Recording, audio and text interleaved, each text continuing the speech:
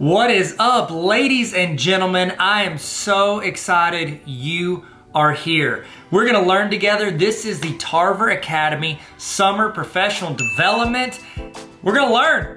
Learning's happening. It's going down today. We're about to get started. My name is Tyler. I run Tarver Academy. It's an online resource for teachers and students and educators, and it's a great community where people just get involved and learn and get better. And I throw resources to you guys, throw ideas around. It's just a lot of fun. Just a whole lot of fun, Tarver Academy. So if you need anything, I'm here. TarverAcademy.com has a ton of resources and things that you can go to check out. A little bit about me, just so you know, you don't think I'm just like, hey, here's a random YouTuber talking about, videos or whatever. My name's Tyler. I started out teaching high school math, and then I moved into a tech director / facilitator role. Then I was a principal of a school 6th through 12th grade. 6th through 12th grade.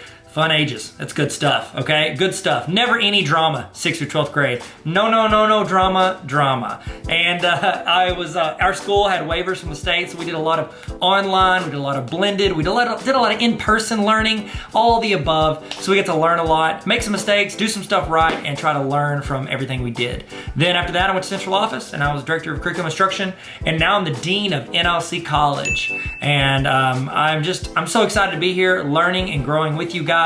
I'm also giving a little bit of time for people to jump in, get started, and we're about to go through some of the housekeeping stuff. We're gonna do a little check-in right now at the beginning, and then at the end of this video, at the end of this training, we're going to have a chance for you to get a certificate showing that you actually showed up and you did the learning, okay?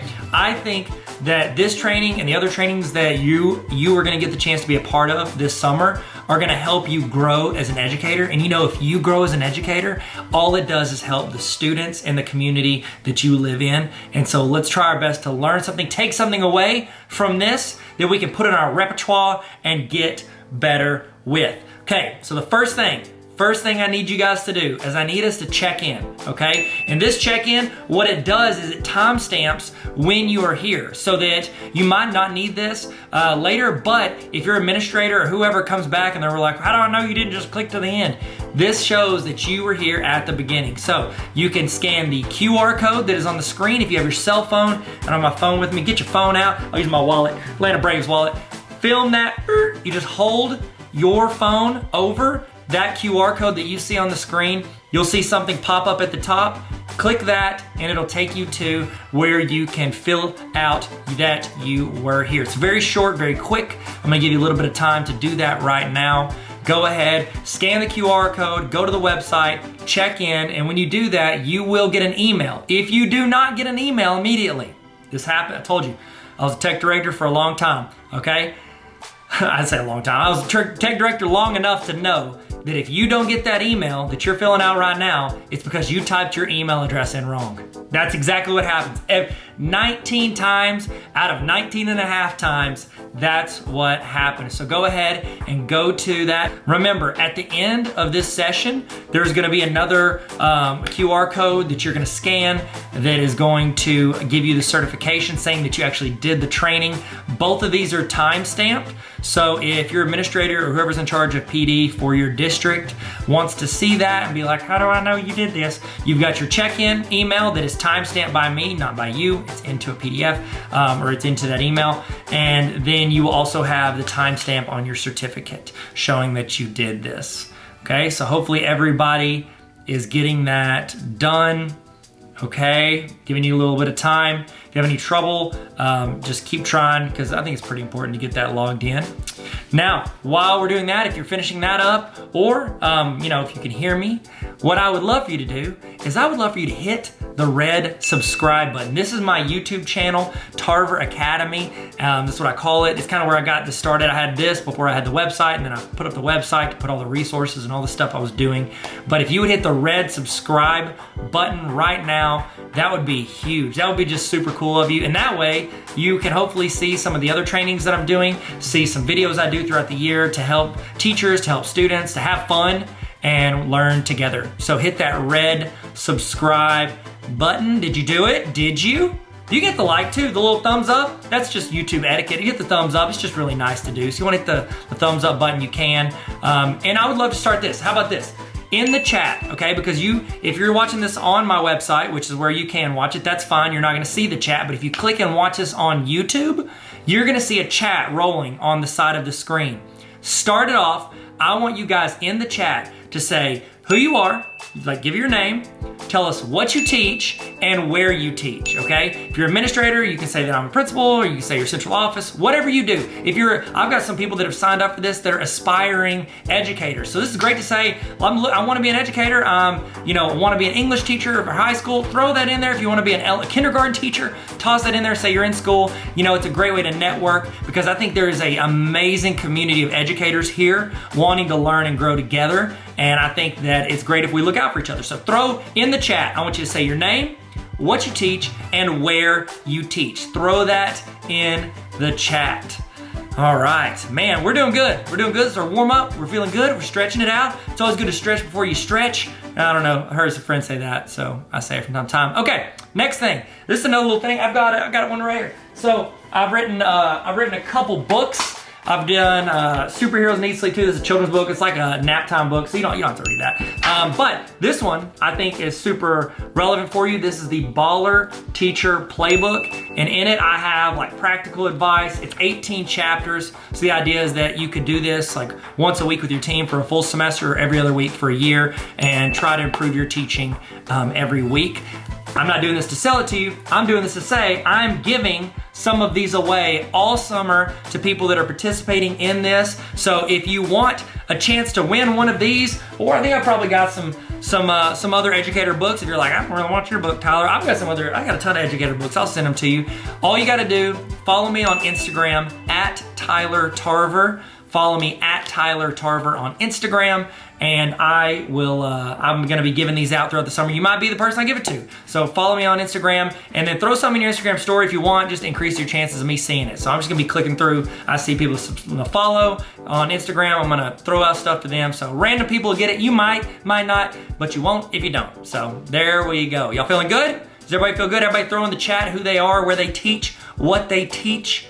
Okay, so to explain also what this is, you are watching, this is a live broadcast. So this is going as a YouTube premiere or a full-on live video. So one of the two. Either way, that chat is happening live. Everybody that jumps into this video at any point is gonna be watching it at the same time as you. So it's great to get in the chat and talk, discuss, ask questions, give input. If we ask a question in the video, you can type it in your notes, but you can also type it in the chat. You can copy paste from the chat. It's a great way for you to be a part of this live broadcast, okay? So if you have a Google Notes, if you have a notes document, if you wanna take notes by hand, I've got a template for notes if you want. It sent it to you whenever you filled out your email. It should have been on that page whenever you did your check-in at the beginning. If not, it's on like every PD page. I have my website, tarveracademy.com. Click on PD and you get a free notes template, or you can take notes in your own doc. However you want to do it, take notes,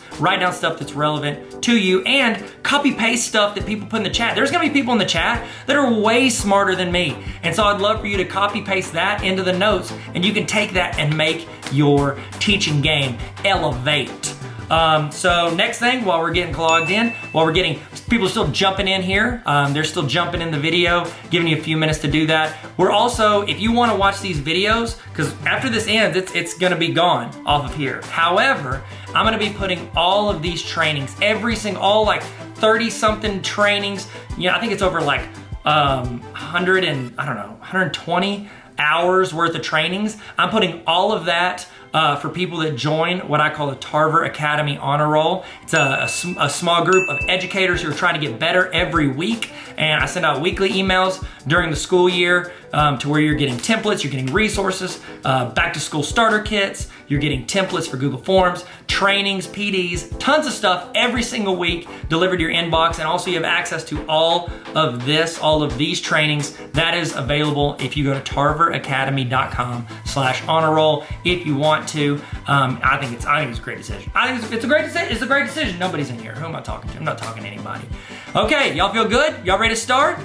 Y'all feel good? This is a little warm up. We'll explain what's going on. Everybody feel good? 1 to 10. Put in the chat how you feel today. Or give me this. How about this? Give me an emoji of how you're feeling today. That'd be better. 1 to 10, or give me an emoji. I'd love to see it. Or just give me a word. You're like, I don't want to do an emoji. Give me a word. How you feeling today? And let's get rolling. Remember, input in the chat. Take notes. Learn. Grow. Welcome to the best professional development that you're gonna do. Not guaranteed, but it's an opinion, but it's also true, but it might be biased, but it's gonna be a great summer. It's gonna be a great training. Hope you guys learn something. Hope this adds you value that you can then bring to your students and make your school, your community, yourself better in some way. Guys, we're about to get started. Y'all excited? Y'all ready? We're about to do this. Let's get ready to learn and have fun. Tarver Academy. Let's go. Let's go. Hit it. Let's go. What is up, ladies and gentlemen? Thank you so much for coming to this session. This is Teacher Mental Health Best Practices. I hope that this is a peaceful session for you. I hope that it is encouraging. I hope you take a lot of notes.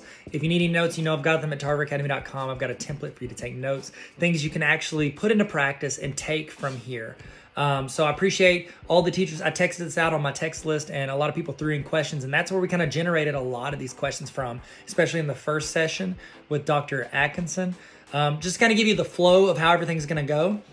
For the first good portion, I'm talking with my good friend, Dr. Kevin Atkinson, and he is a licensed therapist. He does all, like, everything that there is to know about, like, not everything there's stuff that he doesn't know, but a ton of stuff that he does is to help people who are dealing with high stress jobs, high anxiety jobs. And we know education is one of those. Like, we have so much responsibility on us, and it's increasingly rigorous of an education. I don't know how else to say it. It's a lot.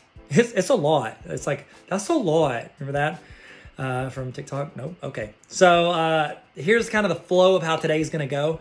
It's going to start out, it's very conversational. It's very much like I've got some questions from you guys, questions I had, and then questions that my speakers brought in. But for the first portion, about 60% of today's talk is a conversation with myself and Dr. Kevin Atkinson.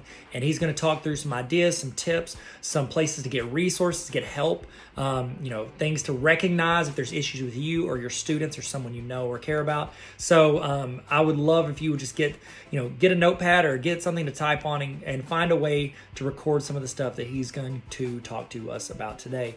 And then the second speaker I have is my good friend, Lindsay Fell. Lindsay is an educator extraordinaire. She's an Apple Distinguished Educator. She's so knowledgeable. And so she is one of the most introspective people. Like, she genuinely puts so much thought into everything she does. And she kind of built out some common questions, things she's run into, things that she's seen other educators run into. And we just kind of talk through, as two educators, ways that we deal with this, and then how we cope with all of the stresses that are on educators today, because we know there are plenty of stresses on us as educators. Throughout the entire presentation, I've tried to add in several breaks. I've got, some where I toss in a break and it's just like me introducing it. And then it's just kind of some TikToks or some Instagrams, stuff that I've done that can just kind of be light. Because I know a lot of this conversation is pretty heavy and it's pretty deep. So I tried to put as many breaks as I could in there. Got a couple promos for some things that I have, like my book and like the On a Roll and stuff like that. But I try to put a lot of breaks in there where you could take a rest, reflect. You can put me on mute whenever I'm on the break. I've got a timer on there so you know how much time you have. You can use that time. You don't have to listen to me. I've got stuff on there so you can get value out of it if you watch, but really I put the timer on there so that you could rest, relax, and maybe step out, get some water, some coffee, whatever you need to come back and re-energized to hear the next portion of the session. So we're going to start with Dr. Kevin Atkinson, and then we're going to roll into Lindsay Fell, and her and I are going to talk about some things that we do as educators to help us. And so I hope you enjoy this. I hope you get a lot out of it. I hope it helps you, and it's stuff, it gives you the tools you need to grow in some areas that maybe you were neglecting. And so thank you so much for joining us today, and I hope that it's a great day joining us for PD Tarver Academy. What's up? Okay, let's go. What's up, ladies and gentlemen? How are you doing? Hope you're having a lovely day. Welcome to Teacher Mental Health Best Practices. While I do not, I was going to make a joke and say I consider myself an expert. I'm not. But I do have friends who are experts. And so one of my friends, his name is Dr. Kevin Atkinson. He lives in Arkansas. And he is a professional counselor. He is the guy who knows the answers to the things that I have questions to. And so anytime anybody asks me something and I'm like, this is well above my pay grade, I would recommend they talk to him. So he was kind enough to come on here and chat with us. We're going to throw some questions at him. Actually, a lot of these questions I asked to my text thread that I have, and a lot of these are from teachers, administrators from around the world. But I'm going to let Dr. Atkinson, introduce himself first. Tell him a little bit about yourself and what you do. Sure, man. First of all, thanks for having me. I really hope we can, help somebody today through this conversation. But I just love hanging out with you and love being a part of anything that you've got going. So thank you for giving me this opportunity to just talk with you for a few minutes. I'm Kevin, and I'm a licensed psychotherapist here in Arkansas.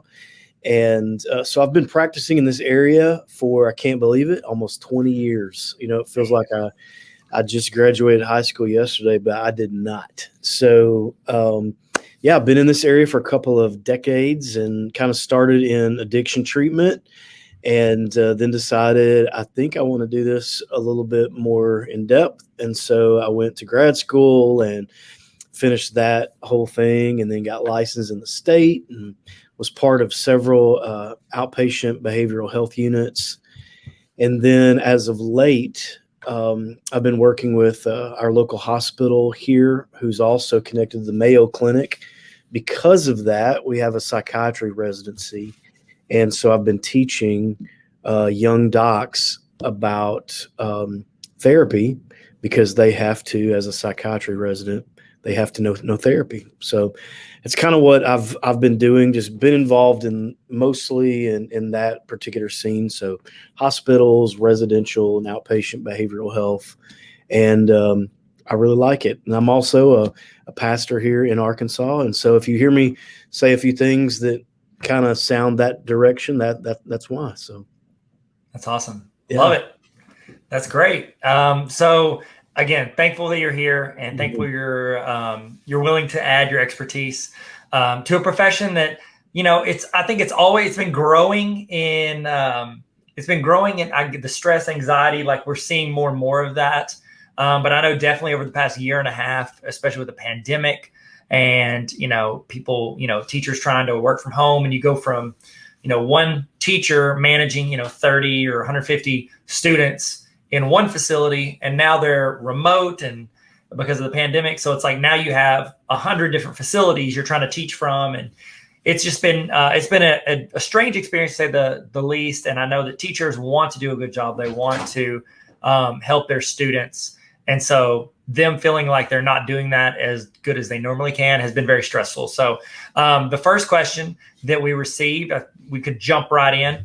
It was, someone asked, what are some indicators that we should look for to see if we're actually reaching a breaking point? If we're teaching and we're like, okay, what should I see is like, because, in your own head, you just think you're doing this, but you don't realize you're reaching the end of that line. What are some indicators you would recommend? Well, I would say that, if we talked about this from a biomedical model, man, you're looking at every single person's body responds differently to stress and tells them, hey, I'm getting anxious, or I'm getting burnout, or I'm reaching a point to where I feel like my executive functioning is just not as well as it used to be. And maybe they sense efficiency kind of dropping. They're not as sharp as they used to be.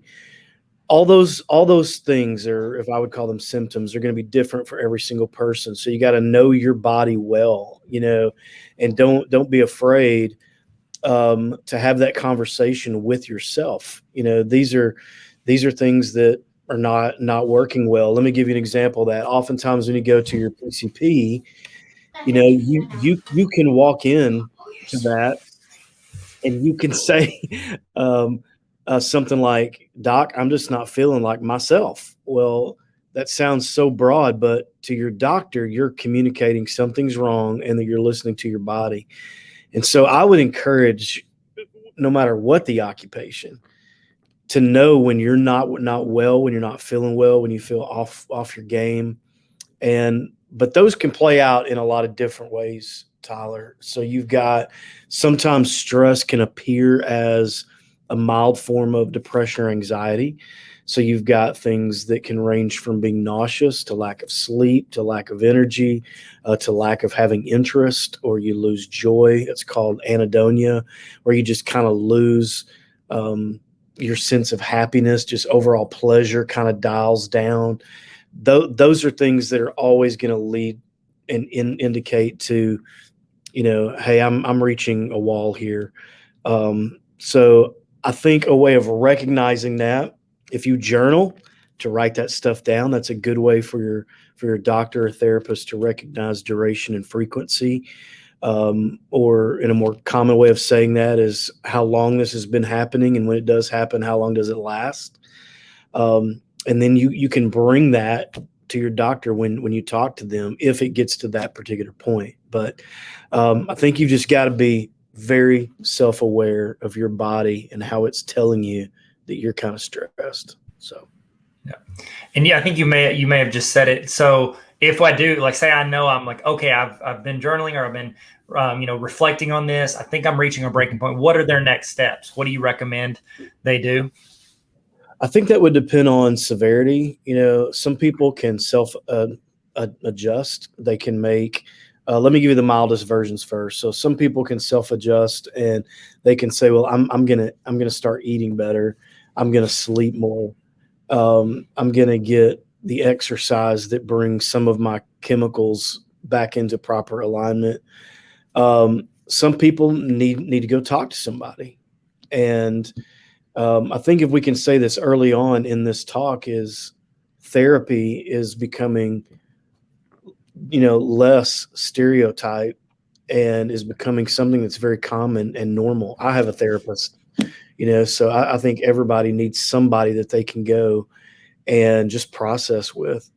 So if you reach that level where you feel like your self-adjustments aren't working and you want to take it to another place, you can start with a therapist. I think sometimes going to see your PCP is great. Getting blood work done, making sure that everything from a biological standpoint is fine, because there's a lot of crossover. There's a lot of times that the body's doing something that affects our mental health. And once you address it physically, it goes away on the mental health side of things.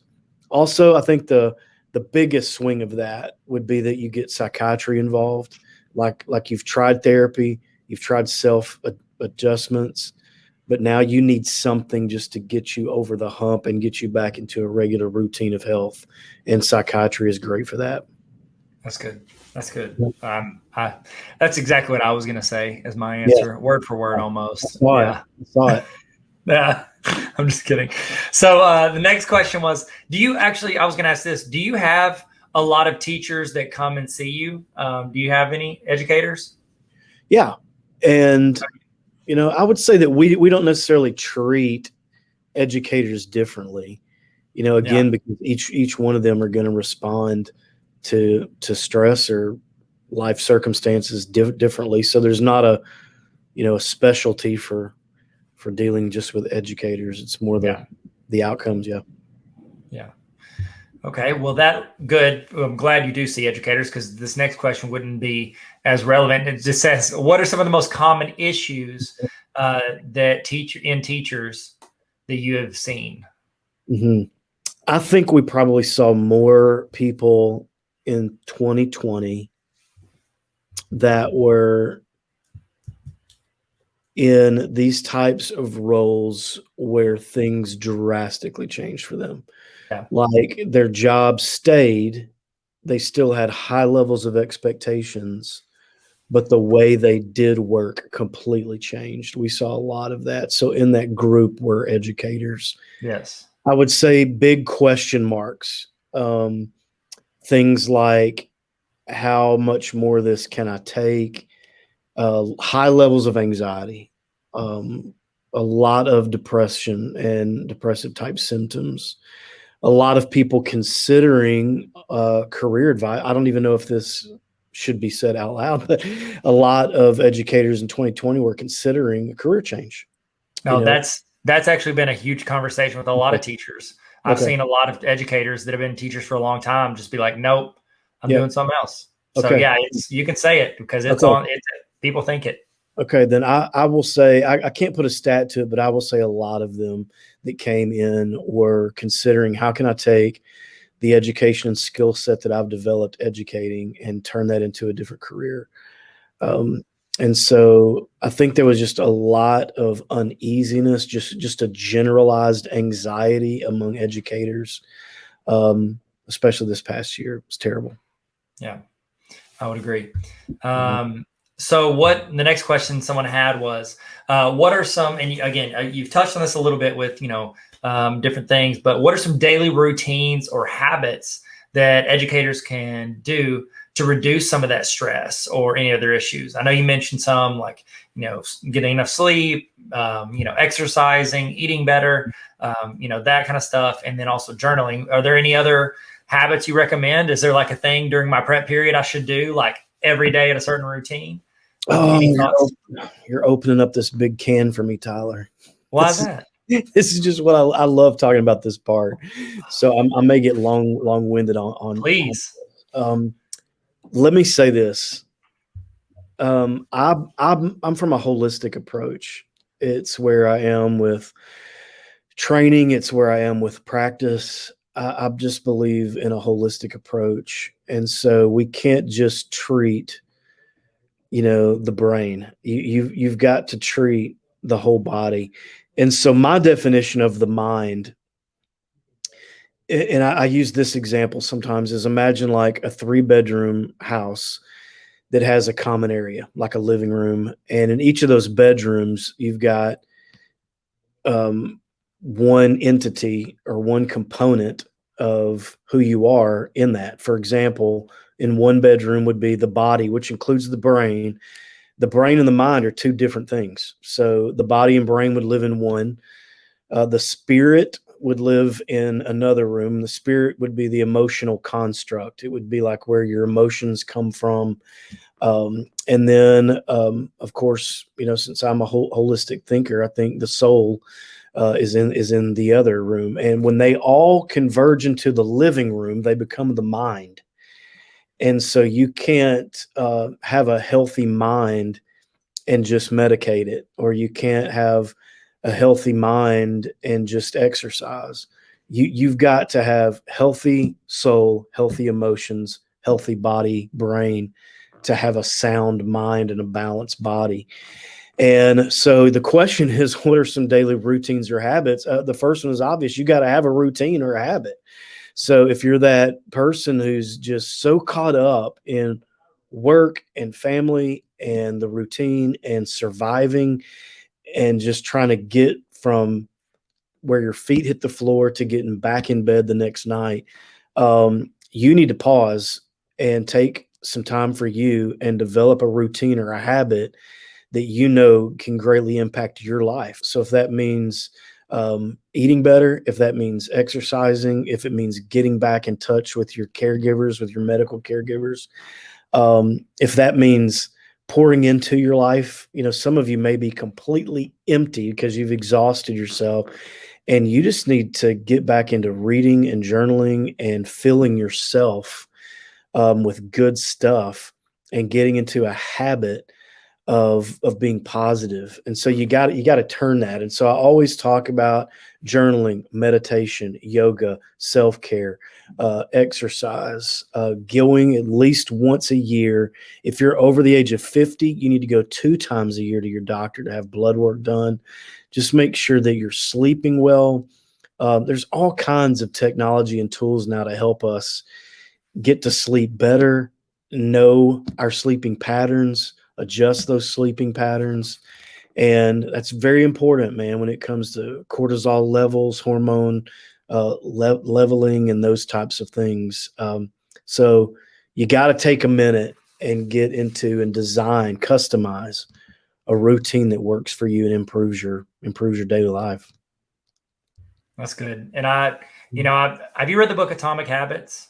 by Yes. James Clear. Yeah. So, and he talks about, it's like in that he talks about his more like accomplishment, like you want to accomplish certain things, either like a physical Mhm. goal or you want to write a book or Yeah. whatever it is. And it talks about you create these small, it's about consistency, not about like, you don't, I want to get stronger. You go work out for 6 hours one day and you don't do anything for a month. Like, and that's how we Right. treat so much of our life.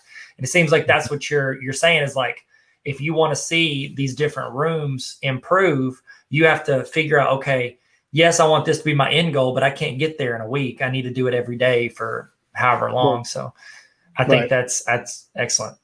Yeah. And a slow burn So process, I slow had burn. slow burn.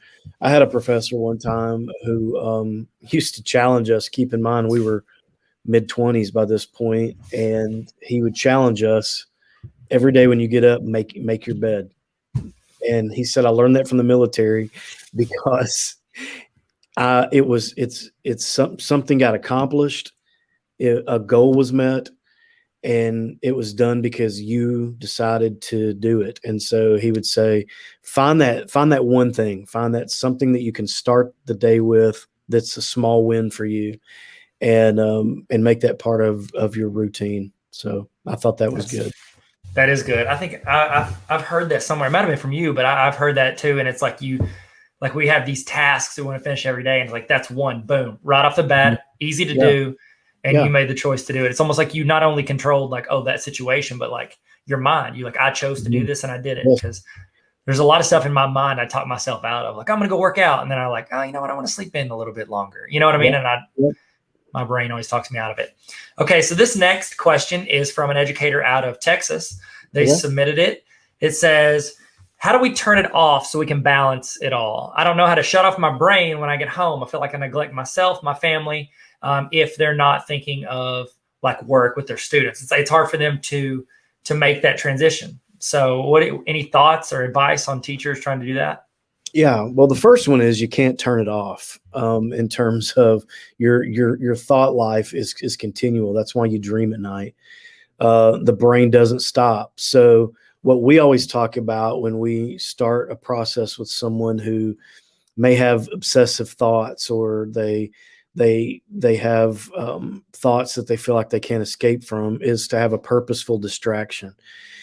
Come home and purposefully find something that your mind can do to shift gears. It's got to be told and taught um, to change gears, and so those neural pathways become so routine, and they're so powerful that they get you from point A to point B so quickly that you can easily fall back to thinking about a student or a scenario or a task that you've got to take care of. But it doesn't shut off. You've got to intentionally build a shutdown routine. To give you an example, I was working with a patient one time who just started off talking about just obsessive compulsive type behaviors, and we simply started putting in place every single day a kind of a shutdown process.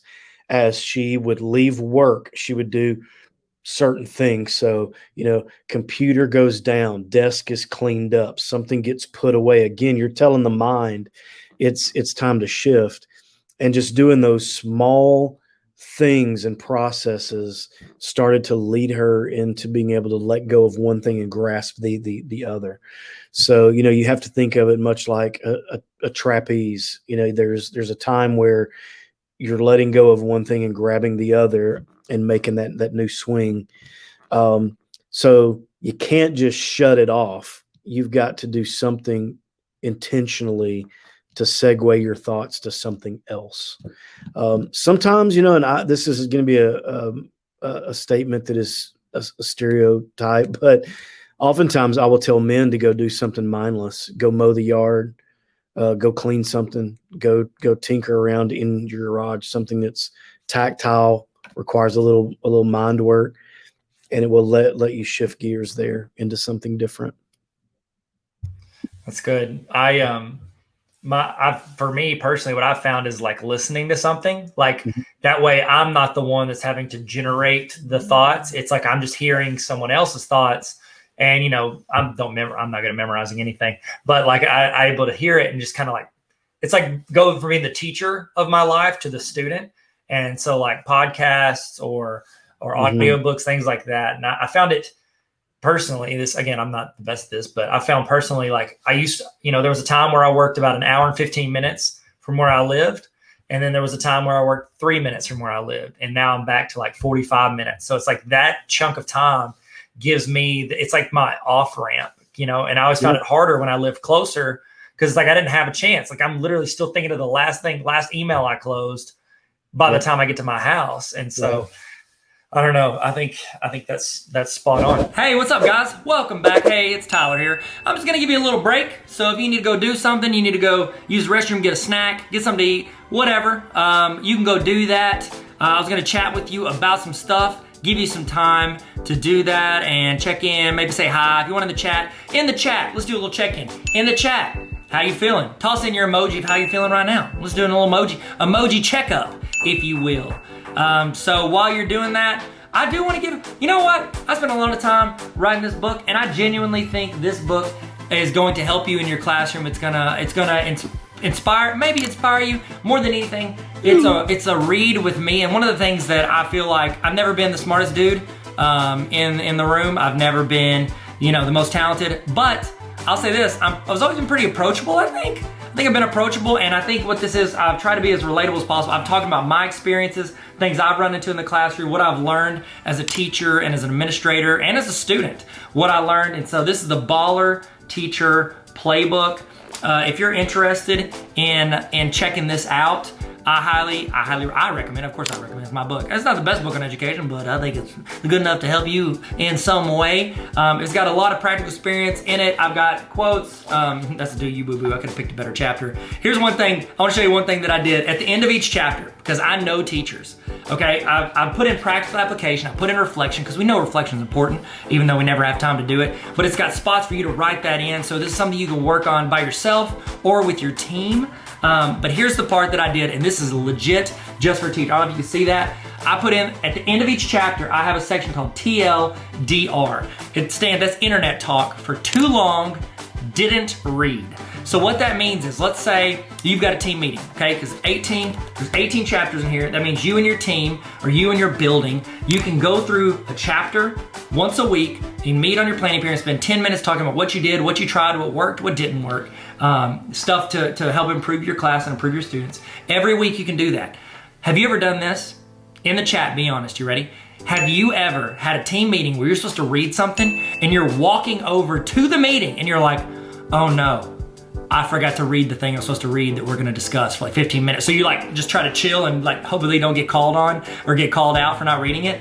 At the end of each chapter, I have a section called TLDR where in like 2 to 5 bullet points, I summarize the chapter. So you could be walking to the meeting, you could read these 3 or 4 bullet points and be able to have a conversation about the entire chapter. There's stories in here, there's practical experience, there's ways that I messed up, ways that I failed, and then ways that I feel like I succeeded, and just talking through what I learned from both of those. And I would love for you to learn and grow with me. So if you want to check out that book, it's on Amazon. I'll have a link on the screen if you want to get it.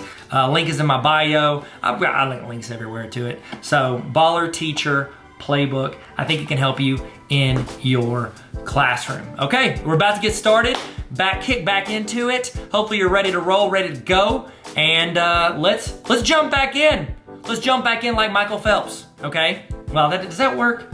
Does that work? I mean, he jumps into the pool. That's what I was going for. I need to know more like high diver. High divers would have been better. I'll tell you this. We're gonna stick the landing like Carrie Strug. Y'all remember her? Carrie Strug, remember the Olympics? Georgia Olympics? Atlanta Olympics? Remember that? It's okay. It's a very narrow reference. All right, let's get started. Let's kick it off. Let's jump back in. Get your notes out. Get your screens pulled up. Get your coffee ready. Get your ice water. Your sweet tea. If you're from Arkansas like me, you know you like that sweet tea. And we're about to kick it off. Here we go. Let's get back in it. Let's get back in it. I'll see you guys. I mentioned this at the beginning of that answer. You talked about processing to go to sleep, like a shutdown procedure. The next question is from Laurie, who actually I've never read this. Have you read Take a Nap, Change Your Life by I have, Sarah Mendon? I Okay. have, They recommended it. I have not. If I'm going to read one book, it's going to be your book, Dr. Atkinson. I'll read your book. Available wherever books are sold, correct? yeah, you're right. Okay, great. Baller Teacher Playbook. Isn't that what it was? Yes, I'll that's buy what it it every day. was. My man. So That's right. that was their recommendation, was take a nap, change your life. I haven't read it, but then they had a question for you, which was, what are your sleeping recommendations? Mm-hmm. Well, first, I mean, we're really finding, sleep studies are becoming so well done and are becoming more mainstream within the medical community. If you haven't had a sleep study, you should get one. They are a treat. What you'll find out. But I would say a sleeping recommendation is going to depend on your age, but you need to at least be getting 6 to 8 hours of rest at night. Um, I have a personal process leading up to that. So mine is just simple. I don't allow myself any technology about an hour before I'm wanting to go to sleep. So it's very conversational, or I'll read, or I'll listen to music. Nothing that's going to ramp my mind up. Um, I'll sit outside, something that's very relaxing for that hour before. Now, I'm not laying in bed doing this. I do not have a TV in my room, so I don't let myself be tempted to watch television while in bed. I'm trying to get my mind to identify my bedroom as a place of rest. And so I'm not trying to create multiple spaces there. And I would also say a nap is amazing if you can do it. Now I've worked for a few creative companies where we had sleep pods in our offices, and so over your lunch you could go take an hour nap if you wanted. Do they have that in school systems, Tyler? Sleep pods? Not they don't have it for adults. They do for very young children. They're usually, the pods look like a red and blue mat that folds Yeah, out. That's what it yeah, looks the like. red and blue mat. I remember those. Yeah, I think So actually they got rid of that at a lot of schools for kids. So now I have had, some of the adults that I've worked with, part of their daily is when they come in from work, they have told their family, for the next 30 minutes or 40 minutes, I'm going to take a nap. So if they get home at 5, don't talk to me till 5:45. And then I'll start the nightly process of cooking dinner and helping kids with homework and all that. And that's still a great time, especially if you're normally in the 10 or 11 o'clock at night hour of going to actual sleep. A 5 to 5:30, 5 to 5:40 time is still a great nap time. But you got to have some boundaries. And we may talk about that some in this talk. I don't know. But you're going to have some boundaries with your family or whoever needs to get them from you so that you can incorporate rest. But those are my sleep recommendations. Very simple. Be sure that you're getting it. If you're not getting it, make some changes. See your doctor. Get whatever you need to be sure that you're getting rest. that was good. That was good. I had the next question, which these are not related, so it's not a very good transition that I just made. So the next question is from an educator out of Indiana. Okay. They had another recommendation as well. They recommended, it's called the Principal Mistreatment of Teachers. It's by Joe Roberts Blaze, I think is who it's by. I haven't read it yet, but their question was, what are some strategies for dealing with an administrator or boss who is like putting a lot of pressure on you? And they even said to the point of bullying teachers, to where it's like that. I don't want to, I'm not trying to stereotype that kind of boss, but a lot of times you see that with a little bit more old school mentality in education. Traditionally back in the day, it was like your coach, your football coach, then became an assistant principal, then became a principal. And like, that's how now administrators, I think we've done a good job of like kind of spreading out. But that mindset of like, I'm your coach, you are my player, like kind of way of treatment. What is your recommendation for teachers who may be dealing with an administrator with that mindset? Yeah, I think this falls great into the boundaries talk that we were just talking about. In professional settings, boundaries have to be shared by good communication skills. So a boundary in my profession is basically this. It's the parameter you have around yourself that says, this is what I'm going to let myself do. This is what I'm going to allow to be said to me. This is how I'm going to spend my energy. And I'm letting you know that this is the boundary for that. So if you ask more of what I'm willing to personally allot from myself, then you're pushing against the boundary. And then I will have to re-communicate to you that I'm not willing to do those things. Now the pressure lies in that you start thinking, I'm going to lose my job, I'm going to get fired, this person has leverage over me. There can still be a healthy boundary in place, even in those settings where you're dealing with the person that signs your check, so to speak. So I think great communication and with this boss or administrator is a must. They have to know this is what you're willing to do or not do. But I think the step before that many who maybe listen to this don't have is they've never asked themselves what their personal boundaries are.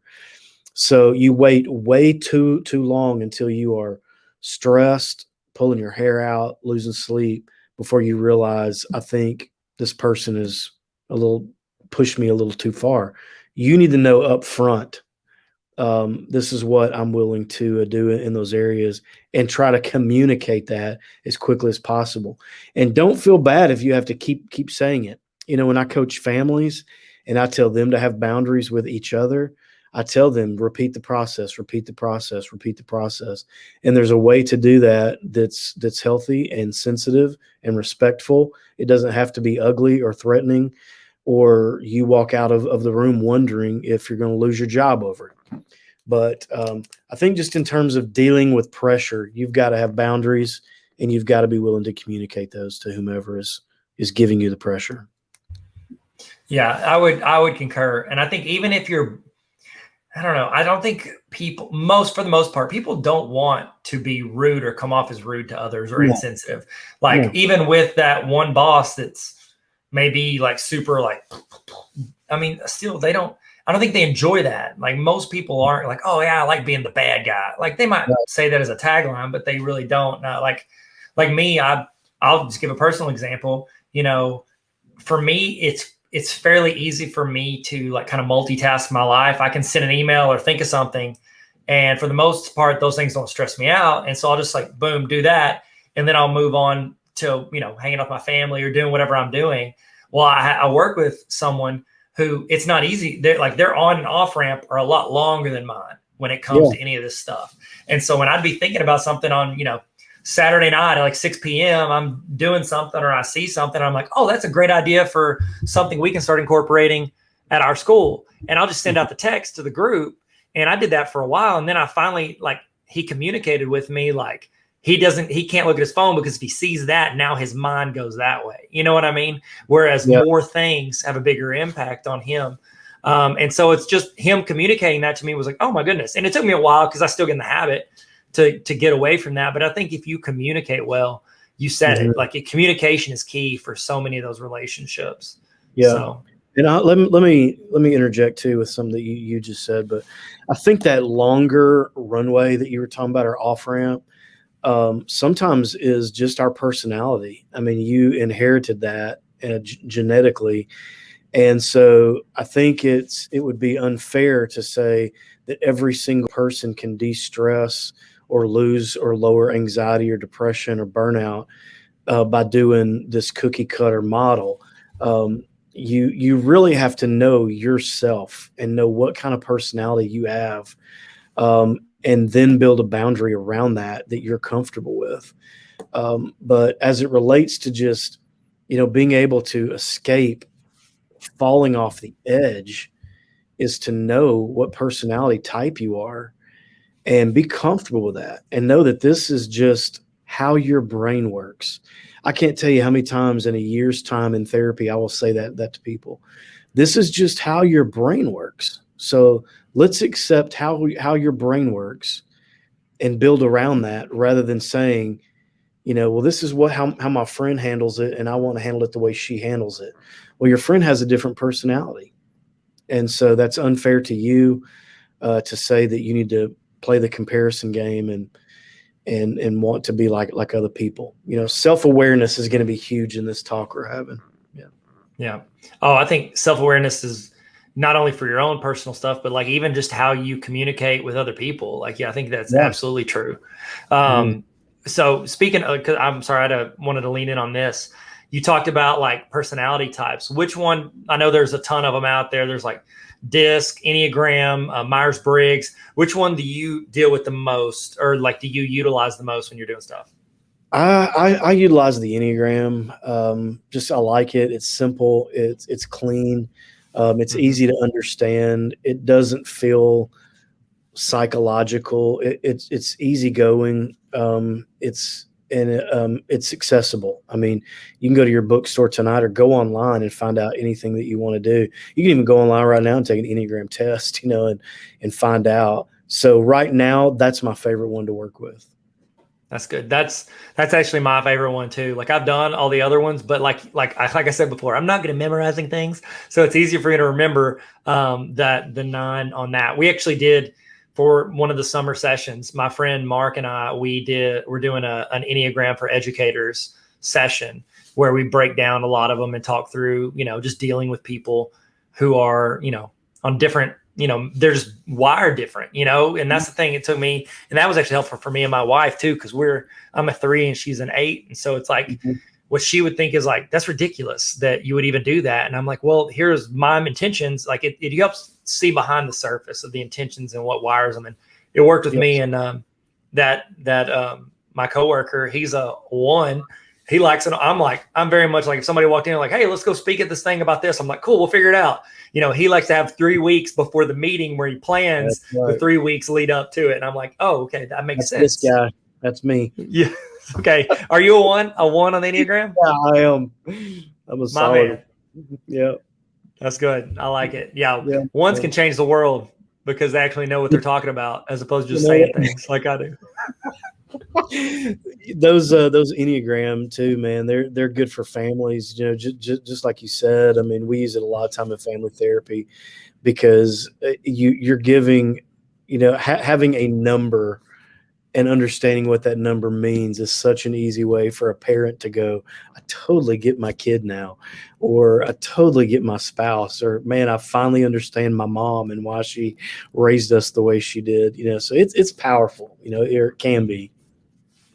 I absolutely agree. And it has helped a lot with a lot of relationships in my life, and also make me not think like, if I'm like, oh yeah, I can do this, and this. I'm like, yeah, that's how I measure like success or what's good or what's important, which is actually going to lead into this next question.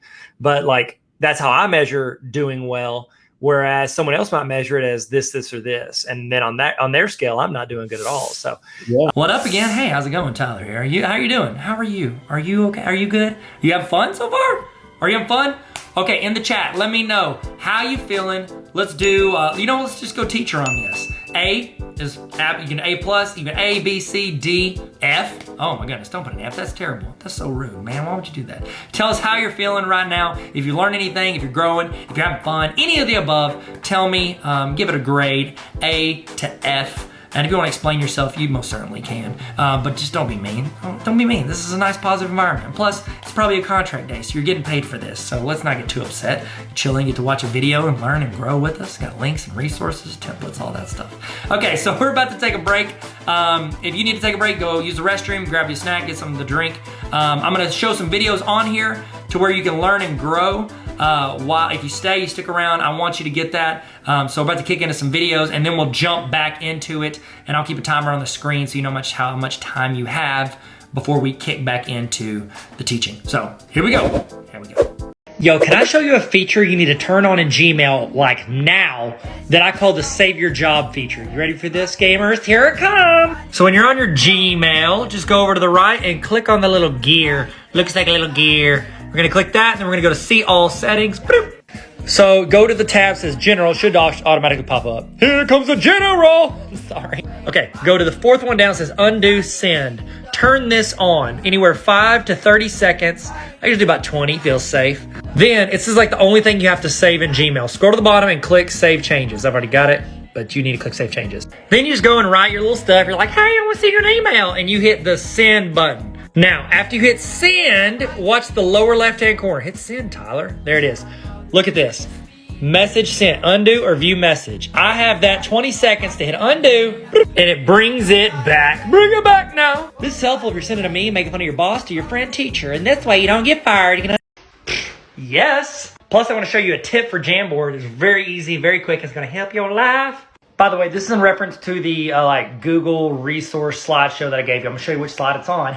Ooh, here we go. First off, you can be in the presentation, hit Command F. What it does is it brings up this little chicken nugget. You can type in Jamboard. Jamboard. It'll show you everywhere. There's one for a Jamboard for a walkthrough, and then bam!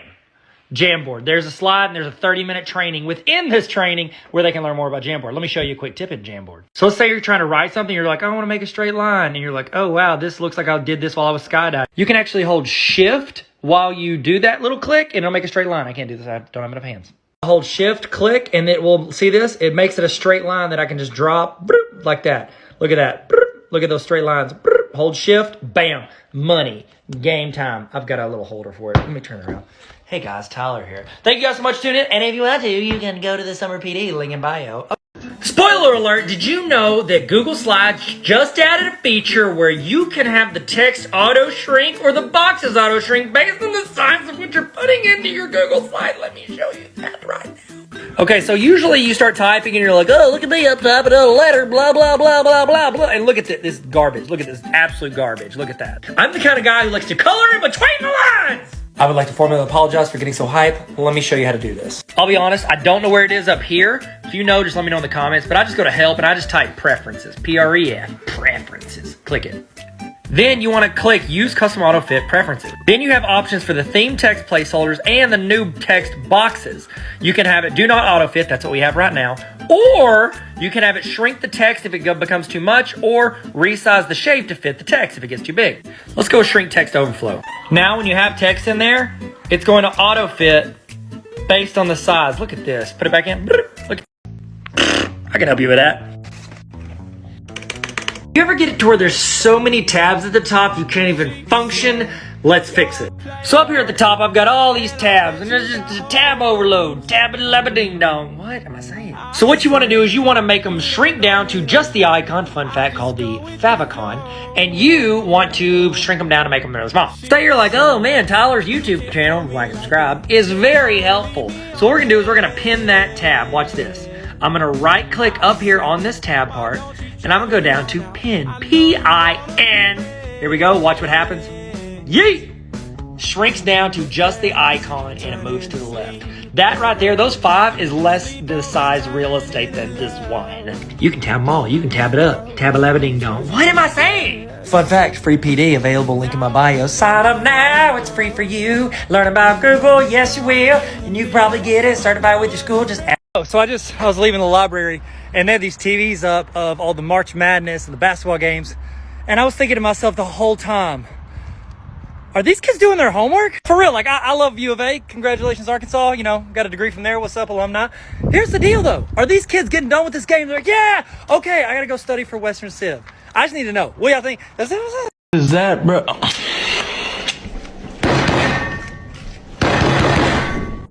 The next question, this is from Cindy. Cindy said, the common thing pushed on teachers is, what are you doing to make a difference for someone else? How can teachers fulfill this, but also not neglect themselves? So any thoughts on that? I think this question is pointing to how can I give away what I have, but still continue to feel myself. And I think this is a word we're all accustomed to, but you got to find some balance here. I hope it makes someone feel better to know that this is such a common question asked of me in a professional setting, because you've got people that are hardwired to be givers. They love to teach, counsel, educate, provide. Something in their professional setting requires a giving motion of some sort. And so at the end of the day, they do feel empty. They feel like everybody got it but themselves. This reverts back to that first or second question we had about routines and habits. So again, you've got to recognize where that gauge is going in your life, much like a gas gauge, and know when you're getting empty, when to fill up, when to take a break, and more importantly, to know what fills you. So I think again that's a personality thing. Some people read, some people rest, some people go on vacations. Like my wife and I, when we go on vacation, she will go to the beach and sit in a chair and stay there all day. That is not me. I'm more, I want to go 100 miles an hour, see everything I can, do everything I can. She's like, how did you in one afternoon spend $500 doing stuff? Because that's what fills me. Activity fills me, and exploring and seeing new things fills me. And so you've got to discover what that is in the context of this question. Is be a giver. A lot of that is going to fulfill you anyway. That's part of the passion on your life, is to give it away, whatever it is that you've got, but also know what fills you up and schedule it. I think it's Michael Hyatt that says what's not scheduled doesn't happen. So you've got to be intentional with this. You've got to know what fills you, put it down, schedule it, make it happen, and make it sacred. Don't let just anything move it off your calendar. Keep that on there so that you can stay full to give. That's my knee-jerk reaction to that, Tyler. That's good. That's good. I completely agree. Mm-hmm. It is. A lot of times we do feel like, as educators, you're constantly pouring your cup into other people's cups, and it's like, okay, like you said, self-awareness is key. What pours it back into my cup, and sometimes it is the doing that and getting it. But whenever we do interviews for teachers, we always have a question where it's like, what do you love most about teaching? And 9 times out of 10, they say something like seeing that aha moment in students, like when they get it, like when you've been pouring and pouring into them and they finally get it, like that can refill a lot of your cup. But then as a teacher, there are times you go weeks without ever seeing that aha moment in students, where it feels like you're just pouring and pouring. And it's like, you start thinking like, is there a benefit to what I'm doing? Like, are they getting this? Is this moving the needle for this student at all? And so it's like, then I could see where it drains you even more, not just like energy and exhaustion, but like you don't feel like you're getting that back. And I know, one of the negatives of being remote is, if they do get it and they're like, oh, I get this, it's not like you see that because they're getting it, behind a computer screen. Mm-hmm. So yeah, I don't know. If I jumped in with one comment there, and I think this is in every profession in some way, we're all doing the things that we feel passionate about, and we do them for certain reasons. And so what I would say is know what those reasons are. For me, I journal those things. I'm not talking about I write paragraphs, but I've got a running list of what keeps me going. What is the win for me? And sometimes I've got to find that page, man, and I've got to read it.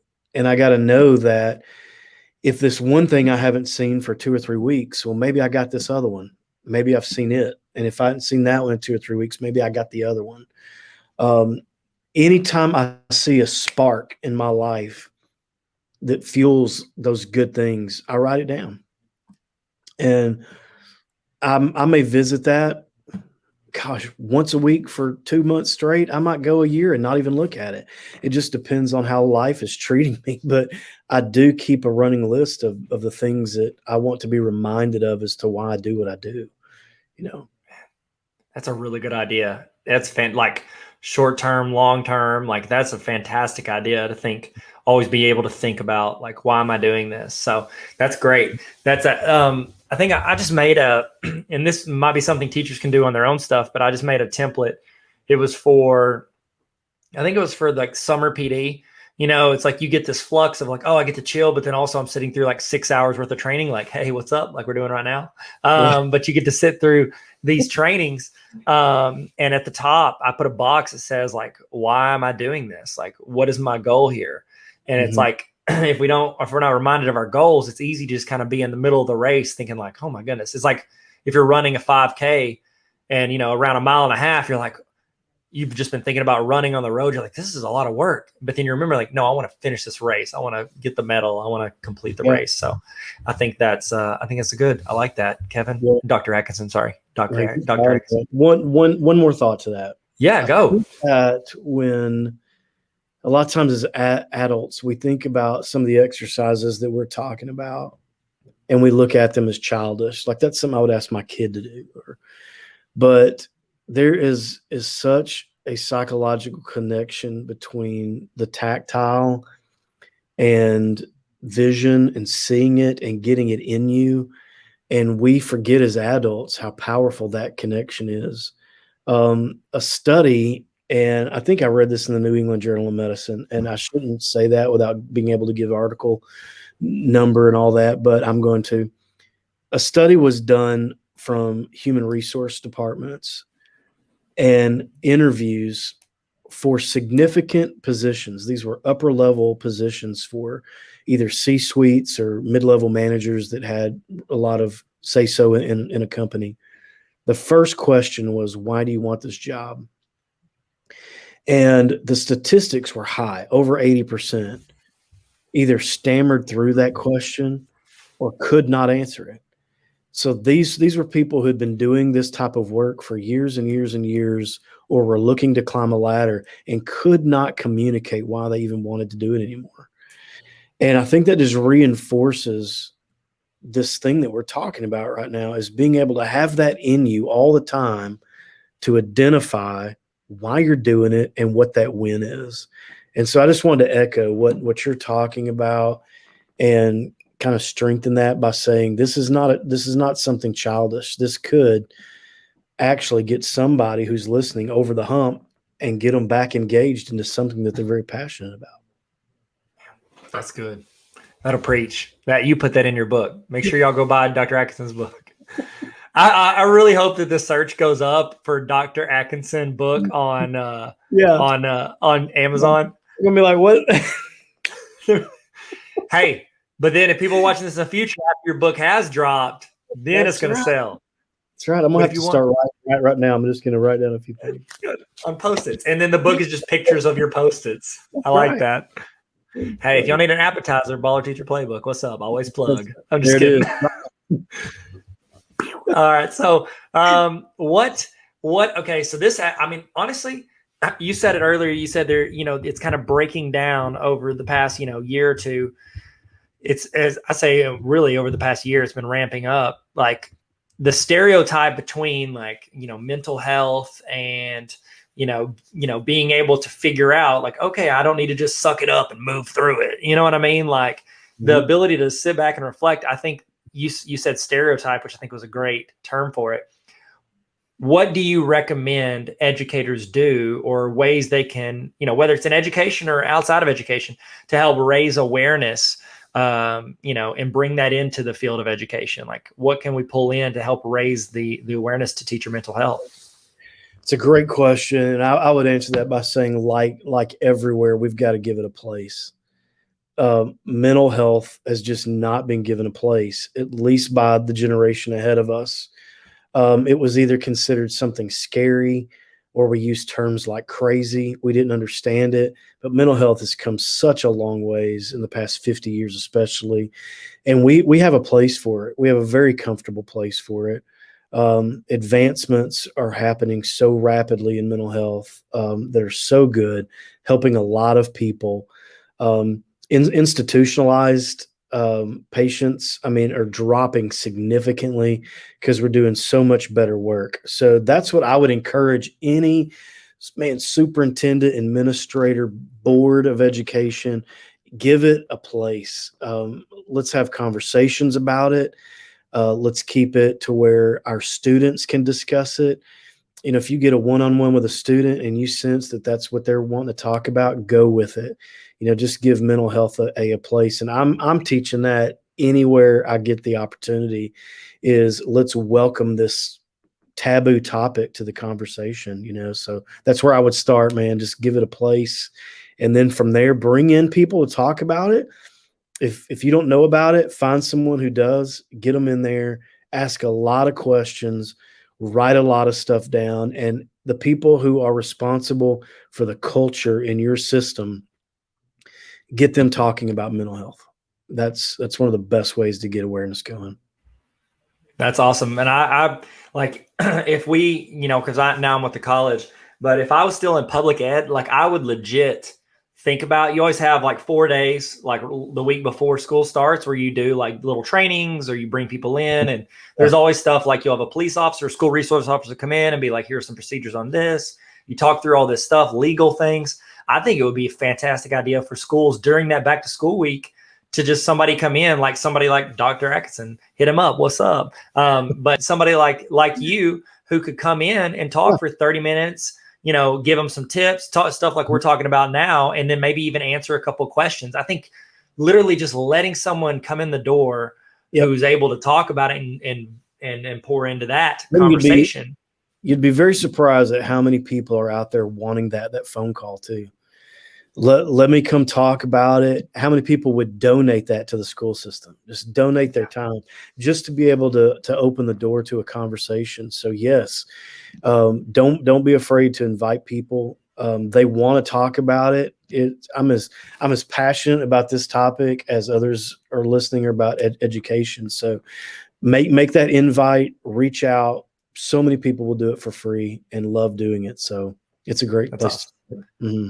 Well, they can use their PD budget and pay. They need to pay you guys. So, but I'm sure they would do it for free. But that's I don't know. Just me thinking as an administrator, like that's an easy way to just be like, hey guys, it's okay for us to talk about this. Like you don't have to just talk about this with your best friend or your spouse, like, or just hold it in. Like let's discuss it. And if you're struggling, want to figure it out. I don't know if it's a thing. I only heard it like one time from one counselor. This is like when I was a teacher. It was near the end of when I was teaching high school math.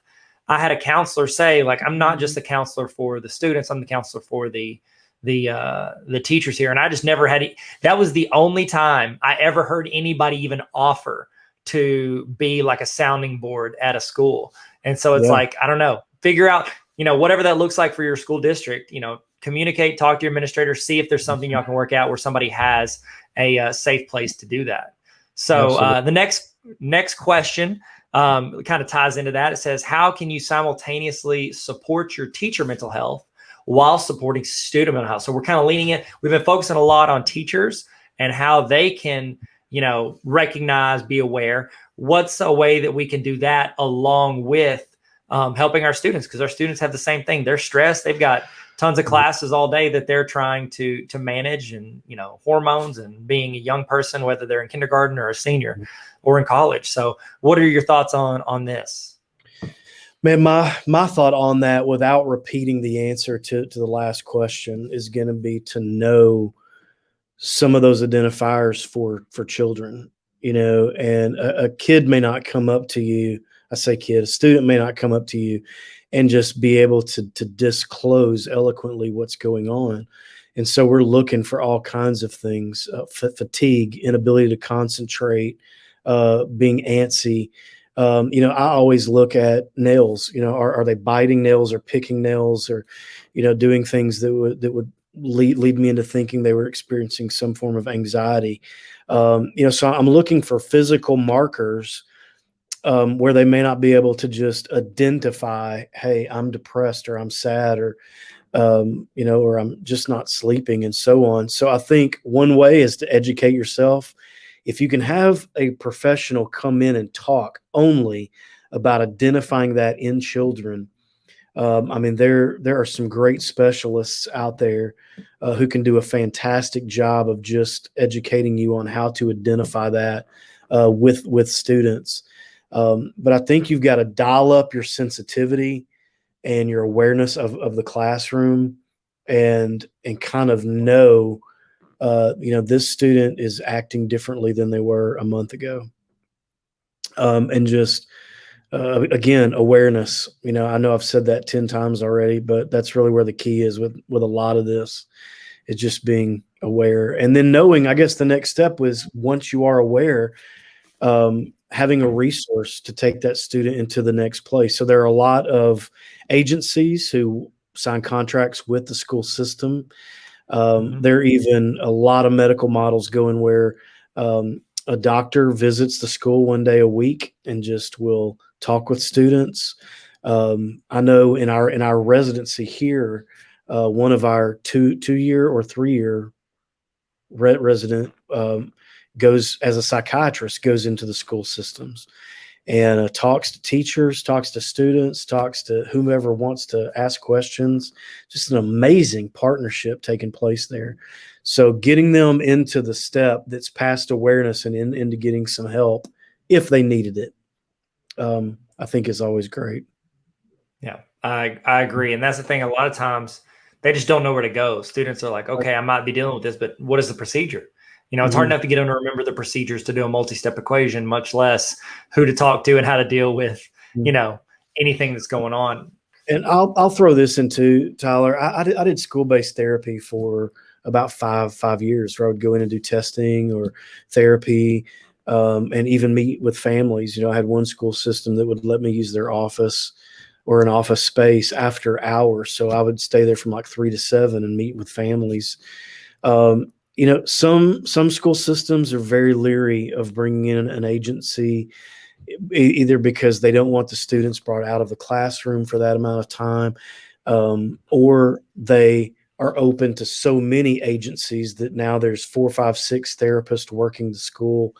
And I understand 100% the frustration in that, but I do believe that there's a solution to get students help without monopolizing their time, without it being a nuisance, without there being any fear from administrators on privacy, or overstaying one's welcome.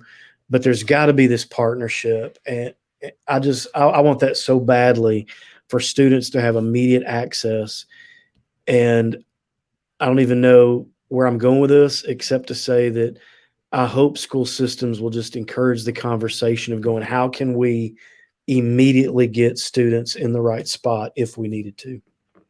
That's good. I think we've talked about this before, but when I was a principal, we actually had a partnership with a clinic in our area to where I got to be in interviews, and we hired someone that worked for them, but was in our building like every day during the school day. And so, students, they had set appointments where they would go speak with them. And then also, like, say a student got done with class early and they're like, hey, I'm done with my work for today. Is it okay if I go talk to him for a second? And they would just go into his office and talk and chat, and just kind of like, it gave them a safe place, because it's not their friends who are going to judge them or spread it or talk to anybody. It's not their teacher who's more concerned, not to say more concerned, but very concerned with like academics and don't get distracted. And I've got to teach this, this, and this. It was somebody that could just sit there and listen, and it became a great outlet for them. And they knew, like, if you get done with your stuff, like, great. Or say you're in the middle of your stuff and you're just like, no, I need to talk to somebody. There were times when students would get so upset. They would come to me because were a discipline issue. And I would just be like, hey, I would love for you to talk to, your counselor before you come in here. And that was the person that was set to be in there. And then also we had, you know what ALE is? Alternative Learning Environment. Yeah. Okay. So we had an ALE in my building, and those students are in that room all day.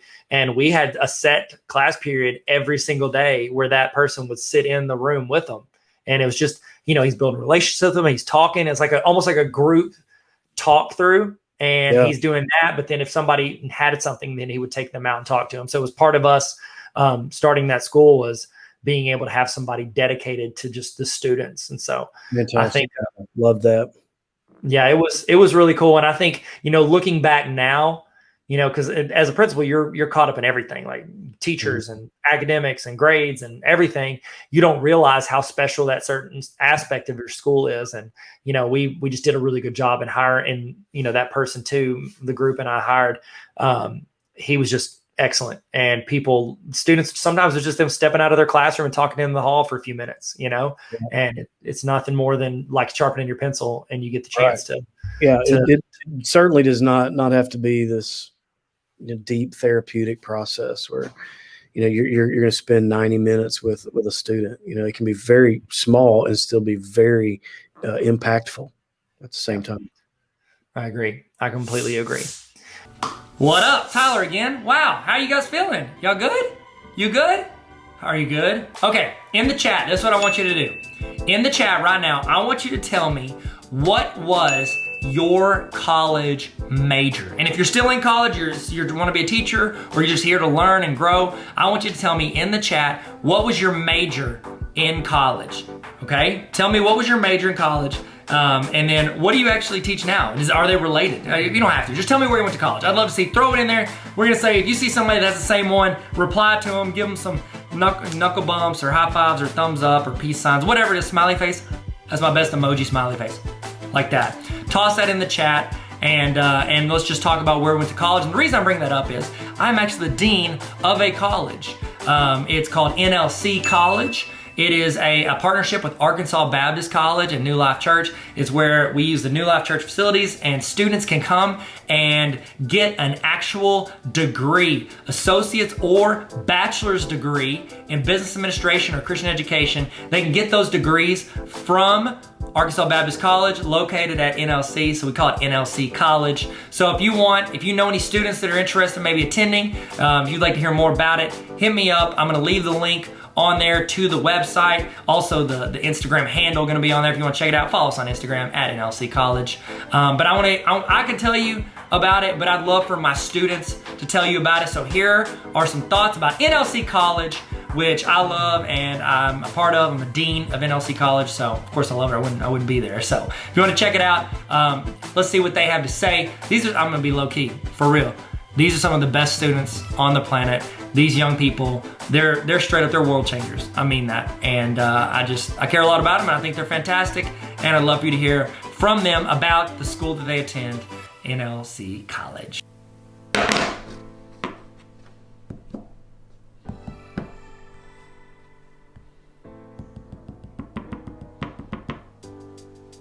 go to NLC College, and two things that I miss about it there are the people whom I miss and I love very much, and the intramural sports, specifically volleyball. Okay, so if you don't know this, I go to NLC College, and my number one favorite thing about the school is the community. I've met some of my best friends there that I have for life, and my second favorite thing is serving at events with the school and putting on preview day. What's up, guys? You know, something I love about NLC College is all the free coffee and coffee mugs that they give you. Hey guys, I just finished my first year at NLC College, and there's two things that I really, really miss. One being just the family aspect of the school, and two, chapel. I miss worshiping with my friends. What's up, everyone? I want to get on here real quick and tell you all about why my college, NLC College, is the best school ever for two reasons in particular. One, the community I've been able to be a part of, and two, the opportunities that have opened up for me since I've been going to school there. Y'all, I just finished my first year at NLC College, and it was absolutely incredible. I already miss our weekly leadership development classes and just getting to be up at the church all day, every day. Hello. I go to NLC College. I love it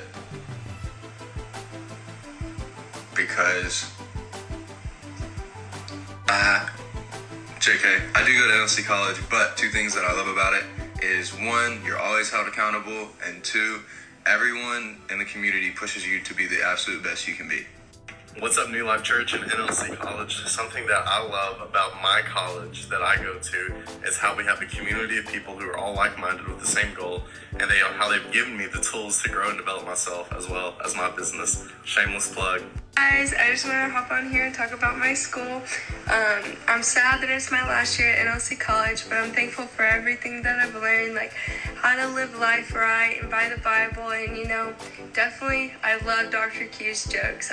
What is up, guys? So if you didn't know, I just finished my first year at New Life Church College, and by far my favorite things about it are one, the community of people that you're surrounded by, and two, all the free time you get to do the things you're passionate about and just to hang out with all of your best friends all the time. So one thing that I love about New Life College is that it didn't slow me down from doing what I wanted to do with my life, which was music. It actually supported me. New Life College feels less like a school, more like a family to me. So yeah, that's one of the main things I love about the school. Hey Hey guys, I'm here to share two fantastic things about NLC College. So one is the community that you get when you go to NLC College, and then how caring the professors are about you and your grade. Hey, what up, everybody? I wanted to let you know a little bit about NLC College, the school I go to. I'm going to tag them here so you can go to their page. But one, if you're even thinking about going there, please sign up for housing. It's such an amazing experience. And two, the community there is like none other. They're all... Things I like about NLC College is Tyler Tarver, he's the best. And number two is that it's affordable. So, because, you know, I'm going to be broke. And, or I am broke. But that don't make me too broke. You feel me? Okay, hey guys, I go to NLC College, and the number one favorite thing I love about that school is the community. I made friends there that I'll have for life. I'm zooming in. Why?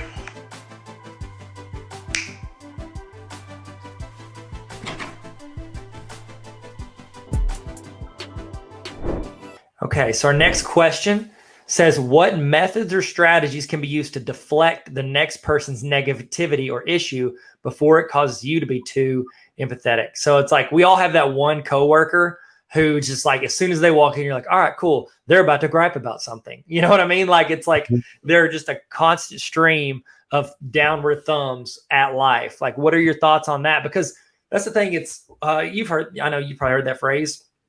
We are like the average of the 5 people we spend the most time with. Yeah. And very often you don't get to choose the person with the classroom next to you. And so it's like between every class or in your prep period, they're going to bounce in, and that kind of seeps into your life. What are some thoughts, strategies, methods for dealing with people like that? Oh man. Again, that goes back for me. It goes back to the boundary talk. I give people boundaries with my emotions. I refuse to be sucked in to someone else's drama or opinions, or negative energy. You know, I just give myself, you know, a strong boundary when it comes to that. And so I'm able now to really listen to someone or nod my head or even agree, interact with them without absorbing what they're trying to put on me. I think that requires some practice and some discipline and work. And I'm not certainly bragging on myself about it. I'm just telling you from my own experience. It's a laborious thing to be able to brush that off.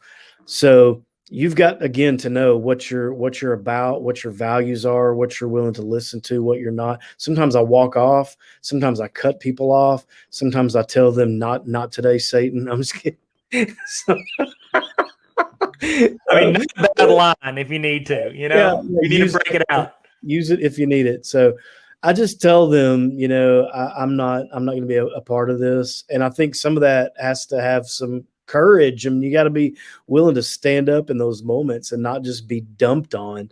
And that comes with boundaries. I'm going to give you an example of this. There was a family that I was working with where the 2 adult sons always used their mom as their dumping place. You know, just come in from work, talk to her, dump everything out onto her, and she began to join them in all this negative talk and thoughts, to the point where she got really depressed. And she felt like, as a mother, I have to love them and absorb all of this and take it on and try to be the solution to all of it. And so we just started talking with her about how she can say, guys, you've got 10 minutes. Or, guys, if you say one negative thing, you've got to say 2 positive things. Kind of make it an economy. I realize in the workplace, you're dealing with people passing each other in the hallway and saying quick things, or in a break room, or standing outside, or on lunch duty, whatever it is. You've just got to have boundaries in place, again, with what you're willing to absorb and take on. Very hard to answer and put into applicable steps. It's more of a principle that you've just got to adopt, rather than something that's just like, I'm going to flesh this out 1, 2, 3. That's good. Yeah. I like that. I have nothing of value to add. You hit it all. It was so good. So good. So my next question, the next question, not my next question, the next question that was submitted. Someone said the comparison is the robber of all joy is very popular right now. Just because, well, one, now, like, let me finish the question, then I'll say what I want to say, and then you throw in the actual good advice when I just ramble. But how should teachers handle the feelings of inadequacy when technology, curriculum, and everything's changing at such an incredibly fast rate? With education, especially, I've noticed it more so when you get into the higher grades, like as you go up 7th, 8th, 9th, up to seniors, and then big time in colleges. Everybody has been in silos. Like everybody is like in their room, they do their thing. They never see another teacher teach ever because they're always just in their room teaching. And there's not a lot in collaboration. A lot of times it's hard to come by. I think with this question, it was easier for people to hide behind that. And you might think, you're the best teacher because you're the only teacher you see. Now, with the pandemic and education going a lot online, you're seeing so many more people that are putting it out there. And now the comparison is there because you can actually see their lessons. You can see what they're doing. And not only do teachers feel inadequate because they might not be comfortable with all the technology, now they're actually getting to see other teachers teach. And they might be like, oh, wow, am I that good? Or I can't do that, or, stuff like that. So what are your thoughts on that? And what advice do you have for educators? Yeah, man. Well, I think you've got to first identify, are you comparing yourself to them, or are you challenged or inspired by them? And be able to differentiate between those two things. So is it true that we don't need to compare ourselves to the point of feeling sick about it? Yeah. But I can compare myself to someone to the point of being inspired. And I can take that and use it and challenge myself. In terms of the feelings of inadequacy, I think that's okay. You've got to give yourself permission to feel a weakness. This Superman mentality that we can get caught up in can be very harmful and can make you feel like you have no traction and that you're not even contributing to the field anymore. So you've got to get a hold of that thought. This is a thought that ends up turning toxic and gets down into the values of who you are and why you do the things that you do. So just keep in mind that if you feel inadequate in some area, it's okay. I give myself permission all the time to not be people who are probably more influential than I am, or people who do things better than I do, or speak better, or teach better, or diagnose better, or have some skill that I have, but it's not comparable to the level that they do it. It doesn't mean that I'm still not doing something good and worthwhile. So you got to bring all that into balance and differentiate. Are you comparing to the point that you are feeling sick about it? Or can you look at that and go, I see a weakness and I can grow in that, at least to a certain point. I may never be them. I may never be that creative. I may never be that naturally skilled at something that I'm seeing online, but I'm going to give myself full permission to be all right with that. That's and good. What I can't grow in, I'm going to applaud too. I know I had a professor one time who used to always say, when you meet somebody or you compare yourself to somebody, you're going to do one of two things. You're going to envy them or you're going to invest in them. And so really the mentality there is, when I see people that are doing things, they're knocking it out of the park, I'm going to invest in that, That's good. That's good. And I always I struggle with that sometimes too, because there's like things that, even stuff that I feel like I'm good at, if I see somebody better, it's like, ugh. And it's like, my first instinct is like, I wish they were worse. It's like, instead of making myself better, I'm like, I just wish you weren't as good, But then I got to think too, it's like, maybe there's something I can learn from them that can make me better. And I think, as educators, it's very easy to always preach learning and growth to our students, But then when it comes to us in certain areas, it's hard for us to view us as learners too. And, one of the things that, when I was teaching, when I was teaching math, I had students all the time. So I'm not good at math. I was like, well, don't say that you're not good at math. You're always getting better. And it's like that growth mindset, not this binary, I'm good or I'm bad. And with teachers, when I'm helping, as an administrator, I see teachers all the time. It's like, I'm not good at technology. And I'm like, yeah, you are. Like, use your phone. Yeah, I'm not that good at it. Yeah, but you're learning more about it. Every time you use something, you get better at it. So it's like, if we can adopt that mentality, hopefully it kind of, diminishes that comparison, because it's not like, oh, you're better than me. Like, no, you're at a different stage in your race. Like, you know what I mean? Like, we're all at a different spot in our race. So sometimes, but before COVID, and I could see, everything everybody's doing online now, but before, and I'm almost 50. So I'll you look great, by the way. Thanks, man. I appreciate it. So before COVID, one of the worst things for me sometimes was going to a conference, because I would go and be around brilliant people, brilliant communicators who were doing creative things that would never enter my mind. And I would leave sometimes, man, just wanting that $500 back, because I felt like, I'm just leaving to feel like an idiot or something.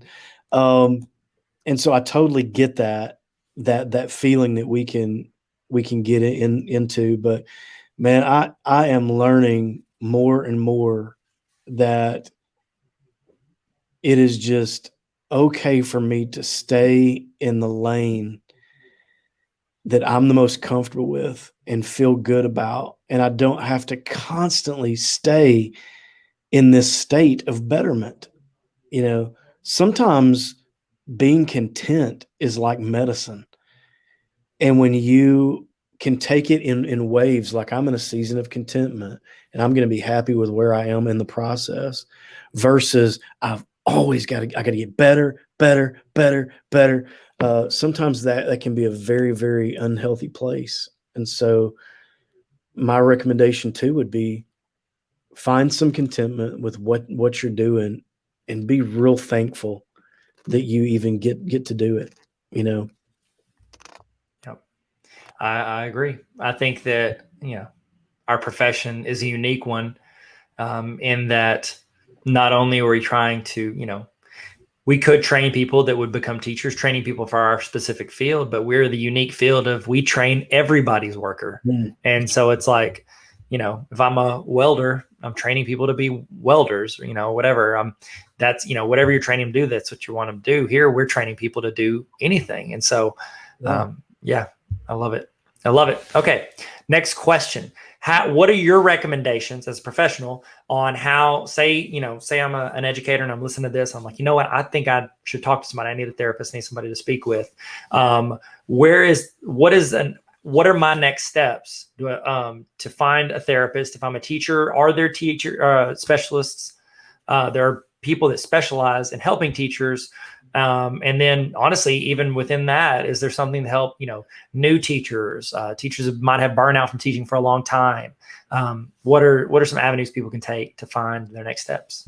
Yeah, I would say, unfortunately, there's not a specialized field that just says, hey, we specialize in helping educators. Or for like the subcategory you mentioned, like a new teacher or whatever. The way that the therapist is trained is to work with the area that you're most uncomfortable with. The number one question on any intake assessment is, why are you here? We're wanting to know what made you make the move to coming in today, and how can we help with that? And you don't have to even know what that person does for a living to know those things. Finding a therapist is getting more and more accessible and easy. I would always say that going to your doctor is a great start. Therapists are in constant relationship with medical doctors, so they are finding out what they need. A lot of PCPs are going to a model where they actually hire a therapist and have one in the building. That's always a good thing too. Word of mouth is good. I would tell you another untapped resource is our pastors. Pastors know a lot of therapists. They're always referring families and children and things like that to good therapists. So they always know who in my area is doing a phenomenal job. And I would say if you choose a therapist, too, you have to treat this just like anything else. So you want the best one, and you may go to one and not feel a good fit. You may want certain things from your therapist. So don't just settle for the first referral you find. Go have a consult with that therapist, find out what they can do for you. And if they're not the right fit, stand up and go on and go on to the next search. Find the therapist or doctor that works for you. But I would say that pastors, medical doctors, online is becoming, of course, a great resource, especially with the ability to see reviews from patients. You're able to get an idea of the work somebody does. So just put the research in and find you a good one. That's good. That's good. And if one thing teachers do is they like research. So hopefully Yeah. they can find a good person. And, I think too, I don't know. Okay. I have a question because I heard somebody did this with an organization. They have somebody that, has a practice near their organization, and not like near, like I'm involved with it, but in proximity, and multiple people from that organization see this person. Do you think that's a good idea or a bad idea? I think, because one, it gives them context because they're like, oh, I heard that story from so-and-so. Or is it bad because now they're allowing multiple people's, thoughts and what they're thinking to influence it? What is that, good or bad? Yeah, I mean, I think if you've got one therapist that's pulling from the same pool of people, it's fine as long as they're respecting HIPAA. And nobody knows who's coming in. Now, a therapist can't control that. So if they're all going to work and going, yeah, I see Kevin on Tuesdays. Really, I see him on Thursdays. You can't control that. But on the therapist end, you can control like who's in your waiting room. Do you want people to stay in their car until they come in? So privacy, we're really amping up privacy. And of course, we've always been under HIPAA regs. So the things that are talked about are confidential and protected. And so I don't think there's a problem with it at all. Typically, at least on an ethics stance, the only problem would be if those people are talking to each other. So That's good. Are you laughing at me? Sorry. No, I'm laughing because my dog is sleeping on the floor and it just did this like weird yawn thing, and it sounded like maybe I pooed it or something. I didn't. I'm just going to clear the air in multiple ways there that I didn't. That was my dog like sleep yawning. So I want to respect your time, Dr. Atkinson. So this will be the last question, in kind of focusing on our students. What are some warning signs? You gave us some, seeing the truth in the nail. So you've kind of answered the first part of the question, unless you think of something else you want to add. But what is a way that educators can adjust their classroom or their teaching to better ease students or control the environment to protect, student mental health? Yeah, I would say the first part of that question is, find a reputable site and know what the symptoms are. So if you're primarily dealing with anxiety, depression, concentration issues, go and find out what the DSM says about them. That doesn't mean you're going to try to diagnose anyone, but it just means that you're becoming aware of those signs. So there's a threshold on them, meaning that it doesn't matter that I've had a bad night of sleep. That doesn't mean I'm depressed. It means that, if I've had a bad night of sleep for 30 days in a row, that's when I need to look into that. So I would just find a site, make myself familiar with those symptoms. As far as adjusting the classrooms, the only thing that I could say is in terms of you have to look at this through a lens of what that student is struggling with. So let me give you an example. And I don't even know, Tyler, if this is even possible or feasible, but someone who is anxious does not want to be in a crowd. They don't want to be pressed. They don't want to have someone breathing down their neck. So like you can take someone who's anxious sitting on the front and move them to the back and relieve some of that. Just if they feel like nobody's staring at them, or they're not, a lot of times they'll group people at tables. Well, you may have to take someone who's really anxious and isolate them. And you look at that socially and you go, well, man, I don't want to isolate a student. But if you look at it through their mental health, you just helped them a lot. Depression tends to be the other way. So if you've got someone who is depressed, being around people can really help. Being engaged, being forced to communicate and talk and interact can actually be helpful to help subdue those symptoms, especially while they're in the classroom. Taking a kid who's depressed and isolating him does the complete opposite of what doing about someone who's anxious and isolating them. So it's just being aware of that. And then how can I lead the culture of my classroom to adapt to kids who are really struggling? And I wouldn't try to control an environment if you're dealing with low grade symptoms. I'm talking about kids that are really struggling. Then you might want to look into trying to rearrange or accommodate things to just help dissipate those hard symptoms that they're struggling with. That's excellent. Thank you so much. Yeah, man. Dr. Atkinson, I really appreciate your time. I know this has been super helpful, and I know it's been extremely, for educators, for themselves, for their people they work with, or even, for their students. And I think you are just wonderful, and I appreciate your time and your energy and your knowledge and everything that you've done today. If anybody was interested in, having you come speak to their school or, work with them, what would be the best way for them to contact or get in touch with you? Yep. The best way is email me.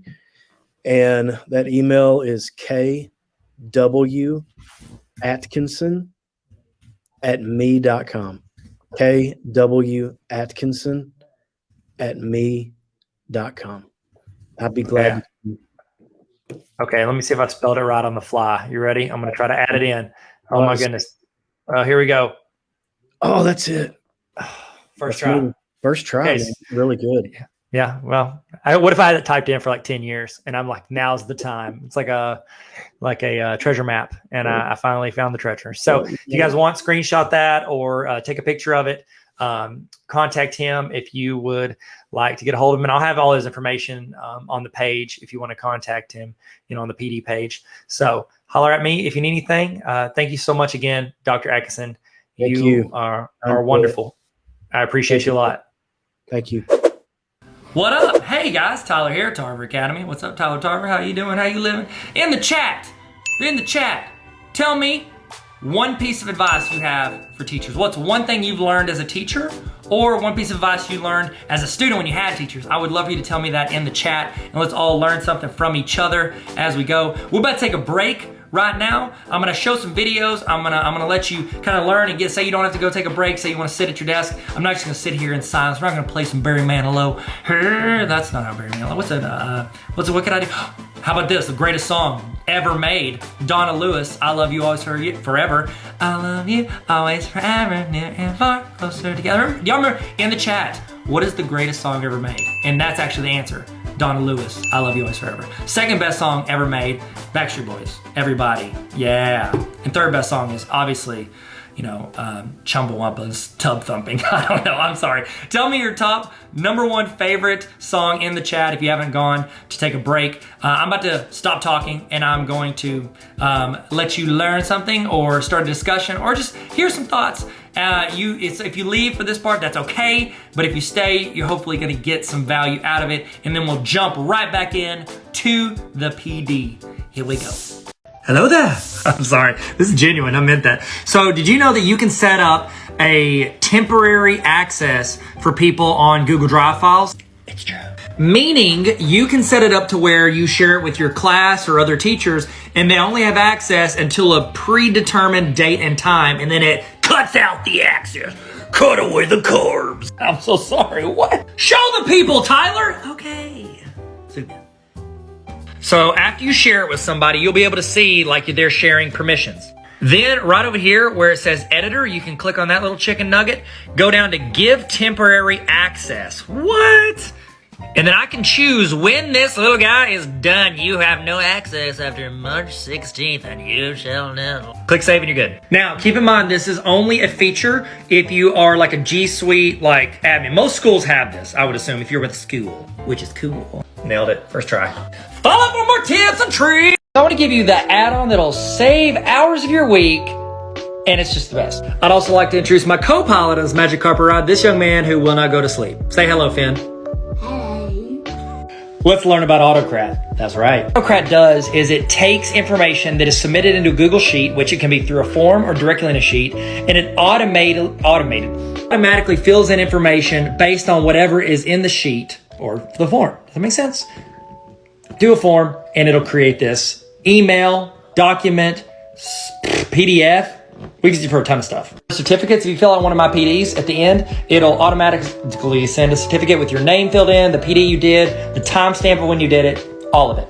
That is called Autocrat. So like I created one for professional development one time where when a teacher fills out what they want to take for PD, it fills in here, automatically adds up, emails it to the right people, and then we can all sign off on it. I created a 5-minute walkthrough that'll walk you through it. Link in my Instagram bio. Oh, did you know you can create virtual backgrounds for your Zoom to do like bingo or activities with students or whoever you want, I guess? Let me show you how to do that. Go to the link in my Instagram bio. Click on the link.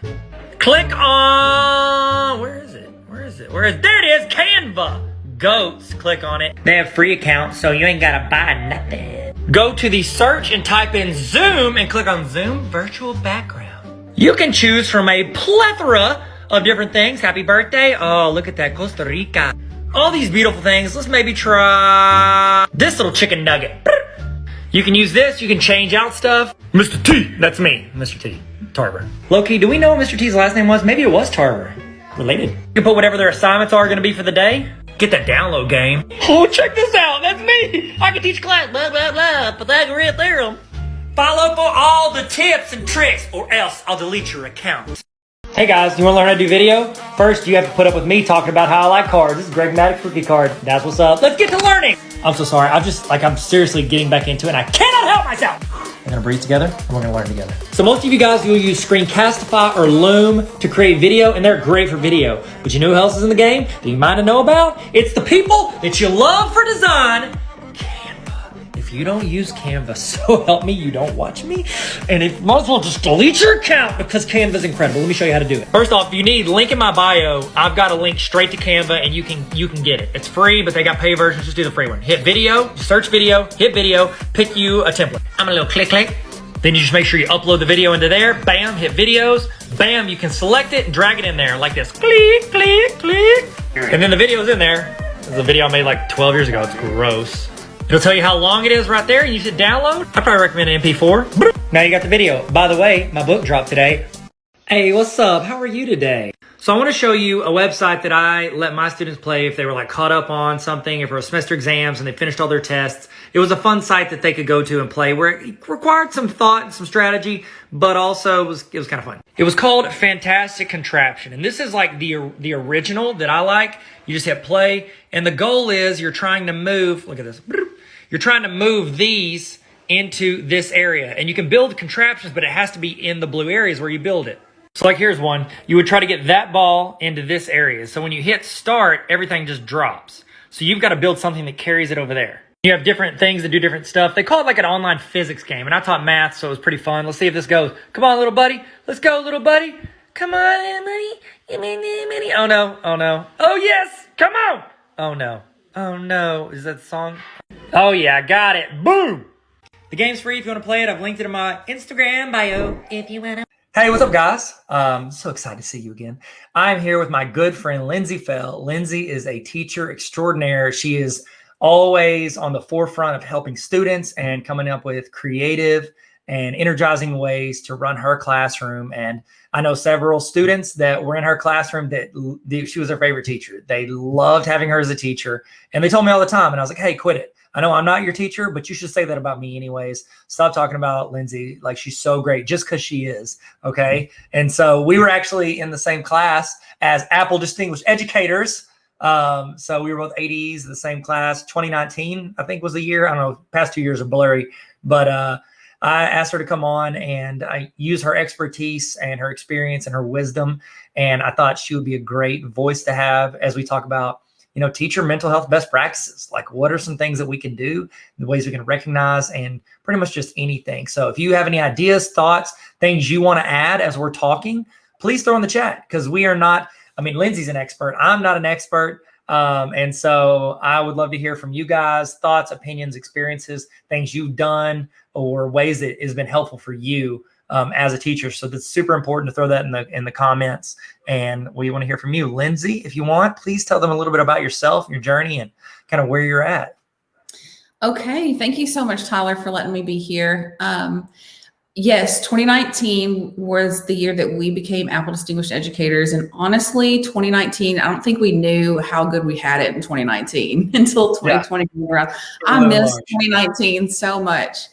But yeah, as far as being an expert goes on this particular topic, I just want to really stress that I am not an expert. I am a flawed human who has struggled with burnout, and I'm just here to share authentically some things that have helped me work through that. So I am really passionate about technology and education, but this session's a little bit different, and I don't claim to be an expert in this at all. It's just some strategies that I've kind of put in place in my life to kind of help me stay in a healthy place mentally as we try to navigate these crazy times in the classroom, because they're hard, they're tough.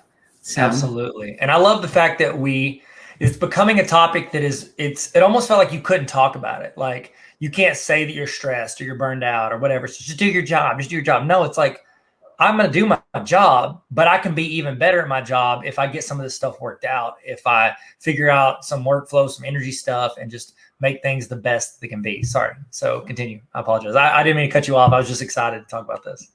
Oh, yeah, I think that's great. Workflows are fantastic for stress relief. If you can find a way to make your work more efficient, especially our creative work as teachers, if we can kind of take because it's so mentally exhausting. So if we can cut down on the mental exhaust part in creative workflows, then yeah, that definitely plays into mental health. But as far as education as a whole goes, centered around wellness, I think that we've put a lot of energy into making sure we're taking care of our students' mental health. But I think that we definitely need to extend that to teachers too, and even administrators, because what we do is really hard. It's a grind. I know I've heard you say that before, that teaching is a grind. And it's just not sustainable if we aren't taking care of ourselves and if we aren't making sure that we're okay first. Yeah. I completely agree. So, what are some thoughts you have with regards to like why this is such a priority? Like, what have you noticed in your life, and what have you noticed, I don't know, in other teachers that's made you like, hey, I love technology, but you can't be good at technology. You can't be integrating that in your class. You can't do fun stuff if all you're feeling is this burnout or this grind that is teaching. So what are some thoughts you have on that?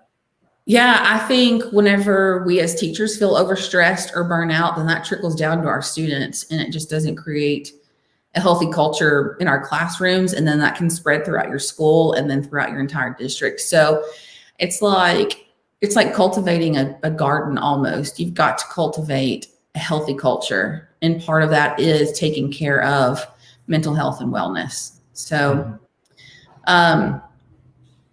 let's see.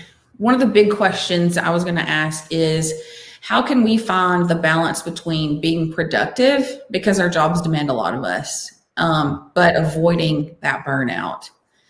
So kind of thinking about resiliency in those really tough times. How can we as teachers keep our resiliency high? And it's been a tough year and a half or so. And I think we've all met immense struggles, but I think that we've also seen how teachers can rise and overcome. But I think something to really think about is teachers are tired. It's been tough. We're exhausted. We're at the end of this school year, or I guess when this plays, it'll be in school year. But it's just been tough. So I think taking time to pour back into ourselves and make sure that we are in a good place so that we can be good for our students is something that we need to make a priority.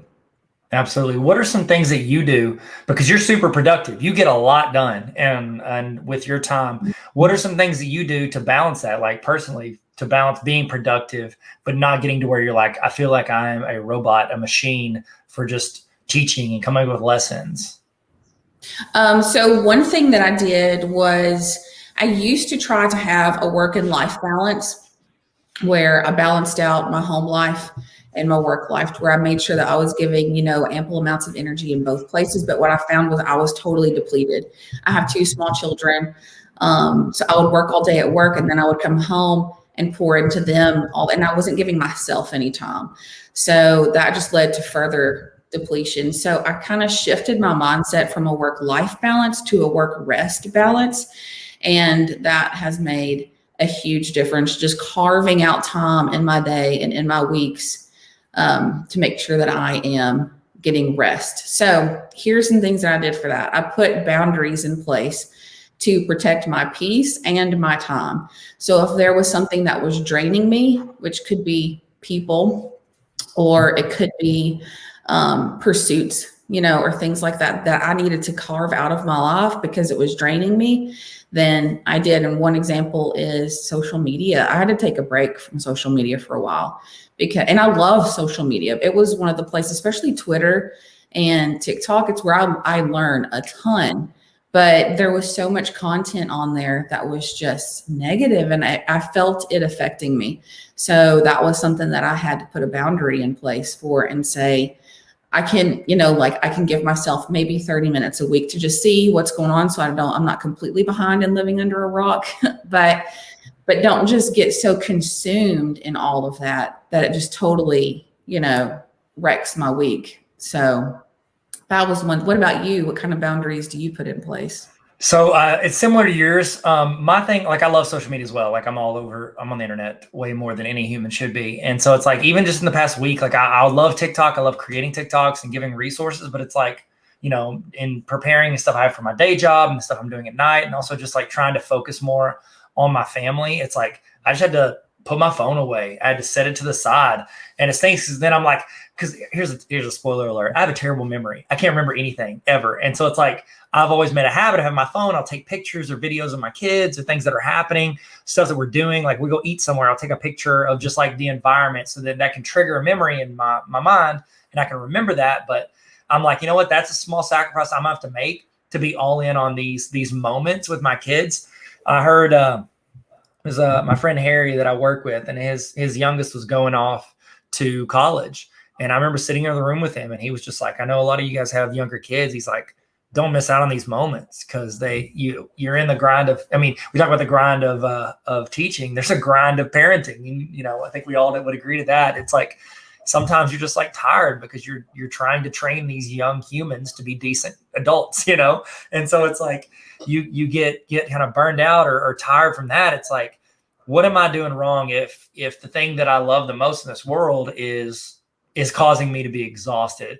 And I think it's because for me, it was because I was trying to balance both of those at the same time. It's like I'm at work and I'm all in on work, and then I get home and then I'm trying to make TikToks or YouTube videos or, Instagram or whatever. And I'm trying to make those, but then I'm balancing that with my kids and their activities and wanting to spend time with them. And so it's like, I just got to figure out a way to separate those and like set my phone to the side and just be like all in on those moments. And I've found that putting my phone off and not trying to answer a text or reply to an email or, whatever, just trying to fill in those little moments with being productive, I found that that's kind of almost made me slow down. I read a book recently. It was called The Ruthless Elimination of Hurry. I don't know if you read that book by I haven't read that book, but so I read it. The what? It sounds like a good one. It's really good. And he talks about this pace that we run at because we can have information, we can have stuff to do 24/7.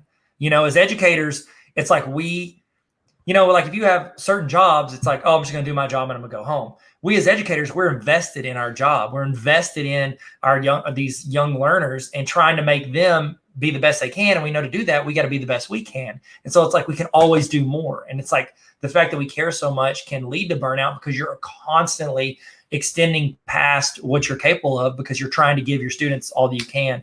And it's like one of the things he talks about is like, look, he recommends 1 day a week. Don't turn on your phone at all and know that's coming. Don't be like, well, okay, I'm going to turn it off after this. Like, no, I'm not going to have my phone from this time to this time. It's going to be 24 hours.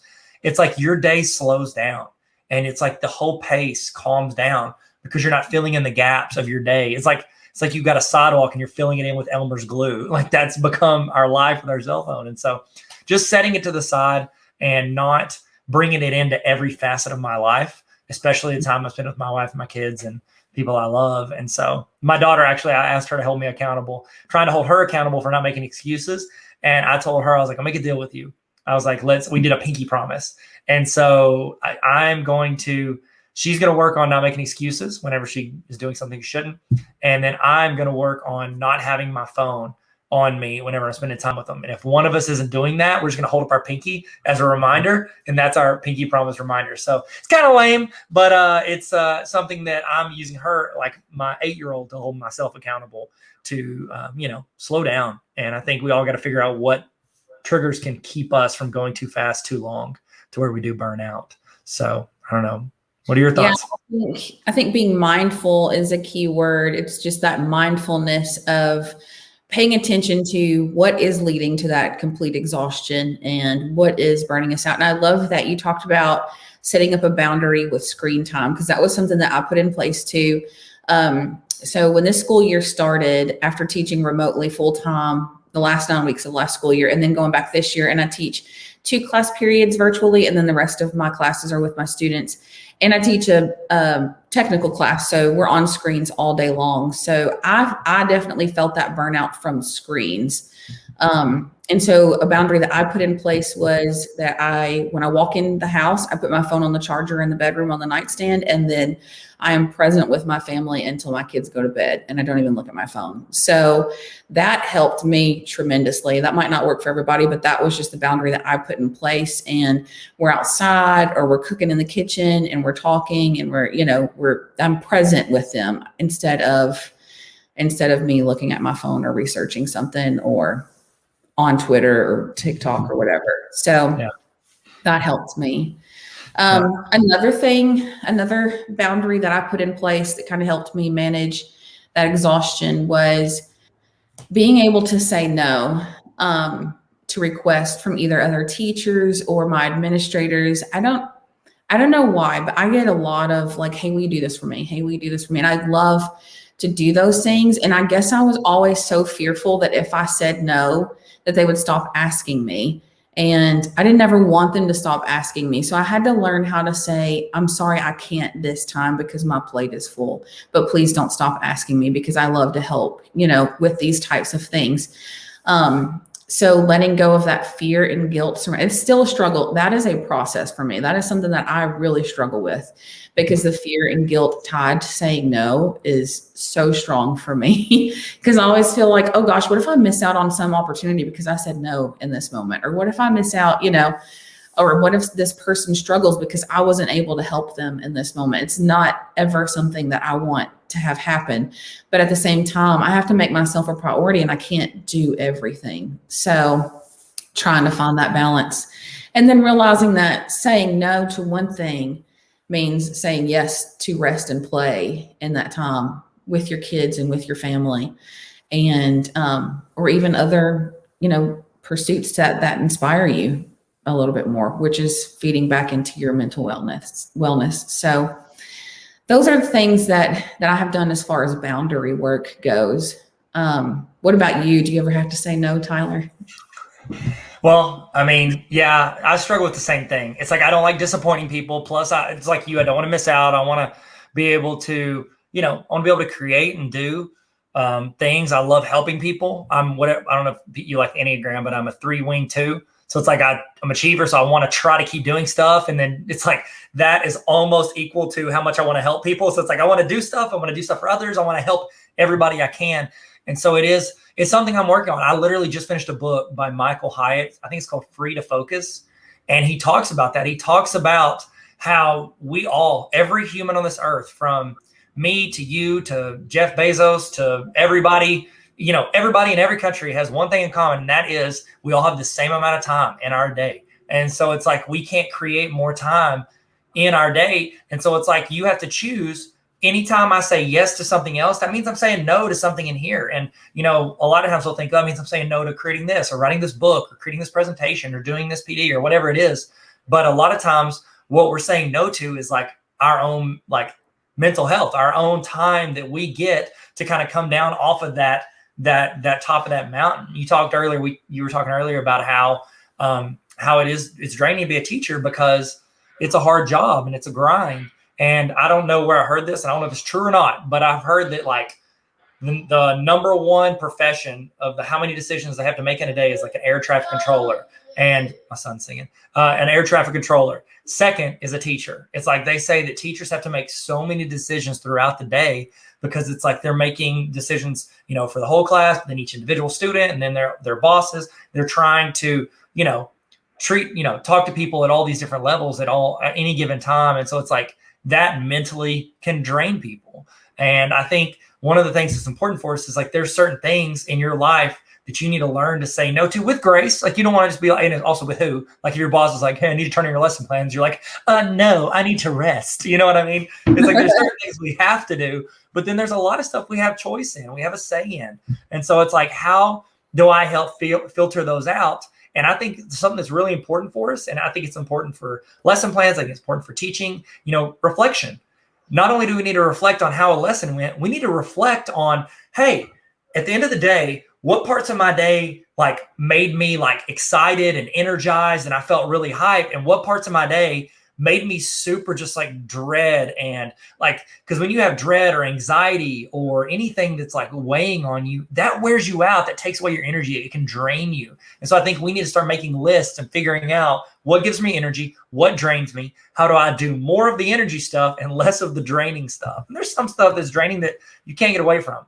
Making appointments, that drains me so bad. Like, I don't know what your thing is, but making appointments and all that, I was going to get my vaccine, and I wanted the one with the single dose because I was like, I don't want COVID, but I also really hate making 2 appointments. That's a lot of appointments. And so it's like, I think that we got to figure out what drains us and what gives us energy. And so I don't know, what are your thoughts? What's something that drains you? What gives you energy? What do you find helps you, like, I don't know, kickstart through your day? Something that drains me is having to be on the phone on hold. There is nothing. Yes. Sally Mae. Oh my goodness. I'm sorry. Early teaching career stuff.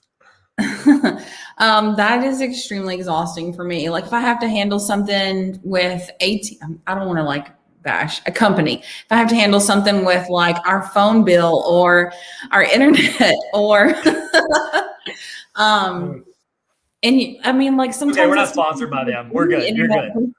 Just as an example, we needed internet at our house, and we recently moved out to the country, and so it was a 3-hour phone call twice. That's exhausting. But things that energize me is definitely being outside. We recently planted like a bunch of fruit trees and a little vineyard and a berry patch. So like doing that outside with my family is great. I'm finally getting to a point with my high school students where they're relaxed and we're having fun and they're goofy. And that is my love language. Like when we can connect, it's been such a challenge with the masks to connect with them because I feel like they can't see this, So, and then I can't see their expressions either. So it's so hard to connect, but yes, human connection is definitely energizing. And when that can happen in my classroom while I'm teaching, it makes it so much more fun and enjoyable. And I think that may have been something that led to extra stress and exhaustion this year for teachers because you're not able to read, from here down on students. So you're not picking up on what are you understanding? What are you not understanding? Is this resonating with you? Is it not, so.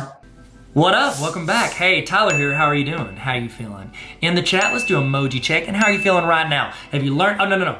To this point, what is something that you are going to try in your classroom or implement that you might not have wanted to, an hour or two ago? What is something you're wanting to implement in your classroom? Put that in the chat right now. I'd love to see it. I know the other people in the chat would love to see it. I know it'd be some great input. So throw that in the chat and then you can also copy paste and put in your notes, just so you don't forget. Make sure everything you're doing, you're keeping notes of. Keep links to it, all of it, because I want you guys to be able to access and actually make your classroom better. I've sat through enough PDs in my life, professional development in my life, that I don't remember one thing from. I pray that you walk through this. I am hoping that you get something out of this training that you can take and use, once a day, once a week, once a year, once a decade, something that you use and implement, whether it's a mindset or a skill set or just any type of framework to build your classroom and make things better. Okay? Speaking of making things better, making ourselves better, I do want to give you, some thoughts on something that I offer, a community that we have at Tarver Academy that I think could add you a ton of value. It could help you get better all year. Because right now we're getting better with PD, with professional development. Hopefully you're getting better right now. This summer you're gonna hopefully glean some information, some knowledge, some experience, and you're gonna get a little bit better. I want us to get better all year. I want us to get better all throughout the year. And here's the thing with teachers. We do not have time to go sit through a 6-hour professional development once a week. So what I did was I created a community called Tarver Academy. And it was based on teachers telling me they wanted resources. They wanted a continuation of these trainings, of templates, of resources. They wanted to be handed to them, because if you go out and search for it, you're gonna find random stuff. They wanted stuff that could be applied to their classroom, that they can sit there, bite-sized professional development for busy teachers. That's Tarver Academy on a roll. And I would love for you to join if you want to. If you don't have to, don't pay for it. It's not very expensive at all, but I don't want you to have to pay for it. I would rather you use your district's professional development money. So if you want, have them go in, order that for you. Hey, here's the deal. Okay, let me be real with you. So you are signed up for the premium summer PD. Okay, either you signed up for it yourself, your principal, your administrator signed you up for it, or your district or your co-op. There were some amazing co-ops, districts that jumped in and realized that this could add value and flexibility, because they're offering 3 different sessions throughout the summer. You have flexibility to watch from home, or maybe you're watching with a group, maybe you're watching in your classroom, wherever you're watching from. They wanted you to add that value, and I wanted to give you a huge discount on the Tarver Academy Honor Roll. This is just for this summer, and it's just for the people that are on the premium watches, okay? And so the premium watches, the premium PD, okay? And so if you're watching this, you're here, you're on it, okay? So what you can do is you can sign up at tarveracademy.com/honor-roll, and I want you to use this promo code. When you sign up, use this promo code. It's gonna cut in half. And it's one time for the full year, and it's gonna cut in half. Remember, use your district money if you can. So just write the promo code down, or put it in there and then get reimbursed, whatever you need to do. The promo code is premium, because you've signed up for the premium summer PD, and so I want to give you half off. So what that is essentially, you or your district or your co-op or your building paid for the summer PD, and so what it is, you get half off for these honor roll resources that come to you every week for the entire year. They essentially, it paid for more than, it paid for half of this just because they signed you up for it, or you signed up for it. So it's actually a better deal than if you just straight up bought it. But you'll get access to these trainings anytime you want throughout the entire year, plus anything new. I'm gonna send you something every single week to help make you better in your classroom, because when you get better, your students get better. In the email every week, you're gonna get either a template, a resource, you're gonna get a short PD video, professional development, a training to show you how to do something you might not know how to do, or reinforce something you're maybe already trying. You're gonna get something that makes you better every week, plus some quick tips, links to some other things, and also you can ask me questions. I have a mailbag where you get to ask questions, and that's the list I'm gonna pick from first. I wanna help you guys. If I don't know how to do it, I'll do the research for you. I'll build, you're like, oh, I really wish I had a digital interactive notebook. Guess what I'll do? I'll go in and I'll build digital interactive notebooks, and I'll give you the template. You don't have to pay teachers. You don't have to go in and throw the money at anything. I want to just hand it to you. And I want to do trainings for you to help you. So if you want to join that community, I think it's super helpful. And it's essentially where I become the tech facilitator for you. It's Netflix for teacher resources. And I would love for you to join and jump on that. So if you want, go there. It's tarveracademy.com/honor-roll, and you can sign up for that. And I think it's just going to be a huge, it's going to be a huge help to teachers throughout the year who have a lot going on and not a lot of time, extra time to go out and do it. It's like as teachers, they always give you more stuff to do, but they don't give you like, oh, here's like an extra 3 hours a day to go out and do whatever it is you're going to do. So if you want to sign up for that, you can. I hope you've used this time also to use the restroom. So if you're just getting back using the restroom, guess what? We've just been talking about Tarver Academy Honor Roll. No big deal. But I want to give you guys time to go do that and get a snack if you need it. Whatever you need to do, we're about to kick back into, we're about to jump back in it. We're going to fall back into the gap, fall into the gap. Man, do y'all remember that? That was a good campaign. That was memorable. Wasn't it? Memorable? Yeah, sure. Okay, so we're about to get started. We'll get started here very soon, and we're gonna jump back in. We're gonna keep learning. All right, let's do it. Let's go. We're still doing this. In the chat, here we go. In the chat, I want you to tell me the name. Okay, don't say that. I was gonna say, tell me the name of, you know what? You can do that. Tell me the name of a teacher who made an impact on you and what they did. Why did they have an impact on you? In the chat, what name of a teacher or an educator that had an impact on you and what they did to have an impact. It was either the way they treated you, the way they ran their class, or the way they inspired you, or just the way they had structure maybe. They were reliable, they were consistent. I would love to hear in the chat, name of a teacher that motivated you as a student or as another teacher and what they did. So let's throw that in the chat, and we're about to get started. We're gonna jump back into it. We're about to get started. We're gonna jump back into it like a pogo stick. See that? See what I did there? Nope? Okay, all right, let's get going. But something else that I wanted to talk about is how to take a guilt-free mental health day. Because I don't know about you, but I have recently fallen in love with mental health days, and I don't feel guilty about taking them anymore. I used to never take a sick day for myself unless I was like with a fever of 105 and could not get out of bed, right? But mental health days are so good for you. And I told myself that I would allow myself to have one each semester of this school year. And it has honestly been the best thing ever. And I put some things in place to kind of help myself get over having guilt around that and stress and anxiety about taking a mental health day. Because a couple of things that would stress me out about taking a day for myself would be like, what if somebody sees me out in public, right? Or I have to write sub plans and that's exhausting. That's just more work. It's more work than it's worth. So those were my two biggest hurdles to get over. So I put some things in place. Number one was to schedule it in advance and pick a day when I knew that the sub plans would need to be minimal. Like if we have a built-in review day, or if we have ongoing projects and the kids already know what they're supposed to be doing, I've already introduced it, they're just working on it independently, and maybe I can respond to them through email, then that's a day that I can take. And if I need to pre-record anything, I can just plan it weeks in advance, record any sort of instructional videos that I need to, and they are good to go. Another thing that I did was make a doctor's appointment on that day. So I always need to go to the eye doctor or the dentist. I mean, like I put that stuff off indefinitely forever because it's just not fun. Like you said, making appointments is not fun, and going to them and sitting in the waiting room, it's not fun, but it's important. So I'll always just like make a doctor's appointment or a dentist appointment, and then I'll just take the afternoon for myself. I'll set that appointment early in the morning. So I drop off my kids, go to my eye doctor appointment or dentist appointment or whatever. And then the rest of the day is mine. And I don't have to feel guilty about being out in public because I went to the doctor's office, you know, for some reason for me, that justifies it. I went to the doctor's office. I have my note if you need to see it, you know, which nobody cares probably, you know, that I'm out in public on a school day, but that gave me guilt and fear, and I felt bad about it. But what happens on those days is I get to do things that I enjoy alone, and it's so restorative for me. And it's just twice a year. And I have found for it to be very beneficial. What about you? How do you feel about mental health days?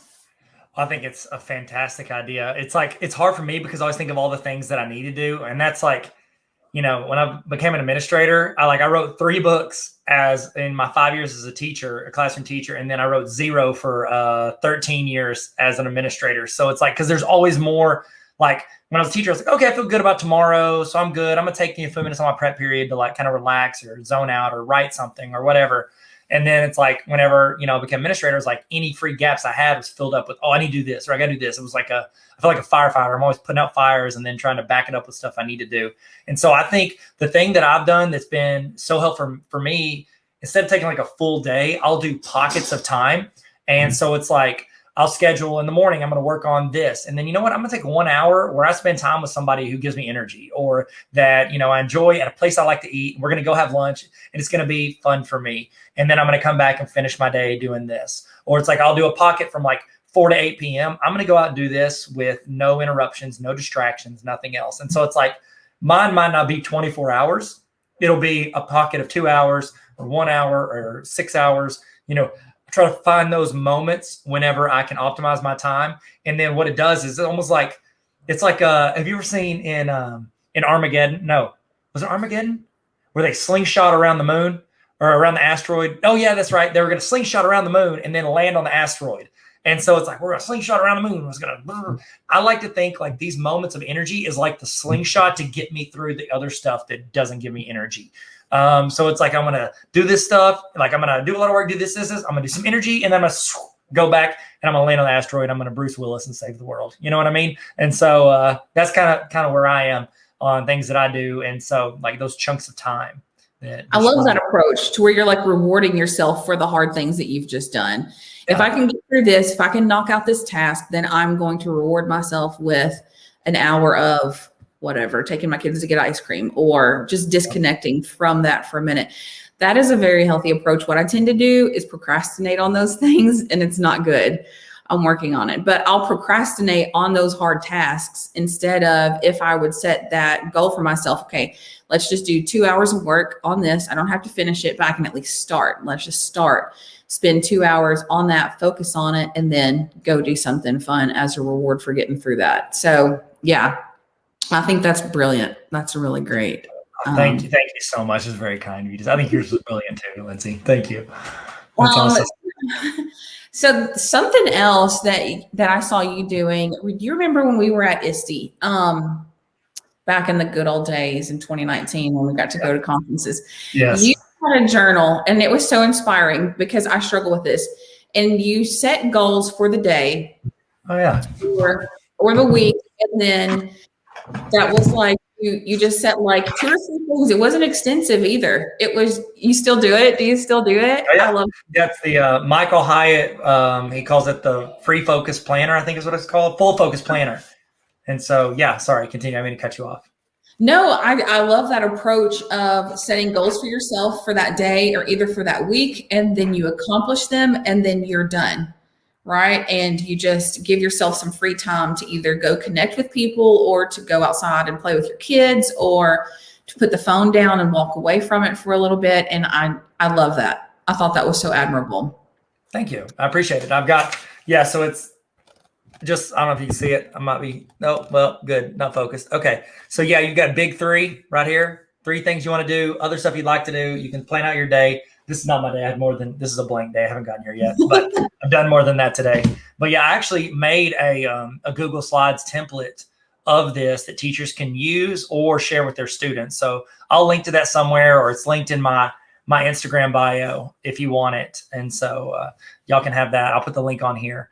But yeah, I think finding a way to organize, and it's like, you think through like the night, he always recommends do it like the night before, at the beginning of the week, think through like, what are 3 things I can do today? And then go to bed feeling like I'm good. I've accomplished it. Like I'm not stressed about things I didn't do. I'm not staying up till 2 a.m. doing the stuff I need to get done. Do those things first, and then work on those minor tasks, things you don't have to have done immediately. And so thank you for saying that. Yeah, I love that. And I think it's helpful for me. It's helpful for me because there's so much I want to do.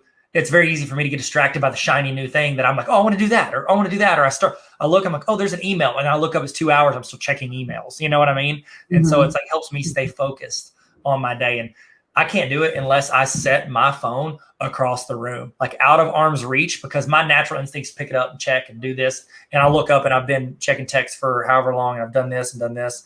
And so it's, I don't know. I think that finding your flow of how you get stuff done is super helpful to get and be more productive. And also just not stress yourself out over things that you could have gotten done first over the things that aren't as important to you.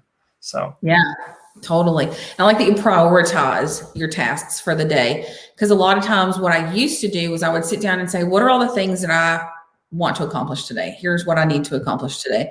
And it would be a mile long, right? But I love the simplified approach to, we're just going to prioritize what are the, just 3 things. You have to limit it to 3 achievable things on that list for today. And then things that you would like to do if you get those things done.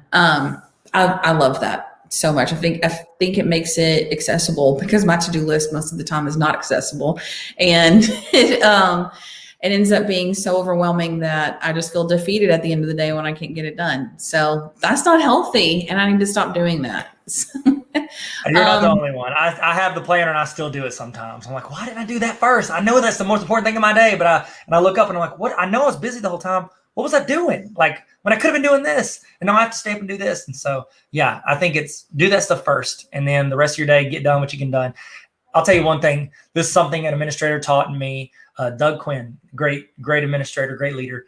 And he told me when I became a principal, he was like, when you get to the end of your day and it's 4:30 or 5, and you're sitting there thinking, oh, I could do this, this, and this. Guess what? It'll be there tomorrow. It's waiting on you tomorrow morning. You can do it then. Go home, because, and I thought about this, 3 months from now, I'm not going to remember why I stayed till 7 p.m. on a Tuesday. I'm not going to remember that. I'll have gotten it done. It's just like, don't let that eat into your own time.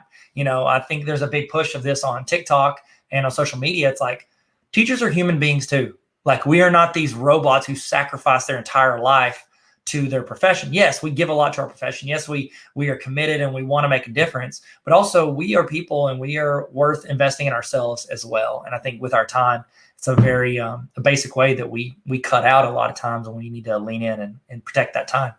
So absolutely. I mean, I have definitely stayed at school past 7 p.m. on numerous occasions, and then come home and work until 3 a.m. I mean, it's so bad.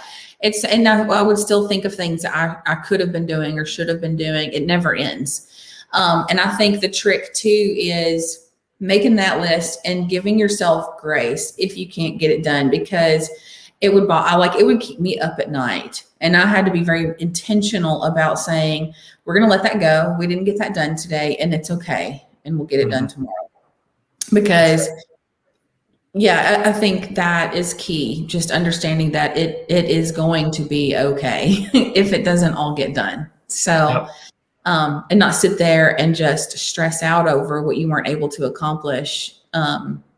Because I think protecting your time is super important. Hey, what's up? How's it going? Wow, this was so good. So good. So great.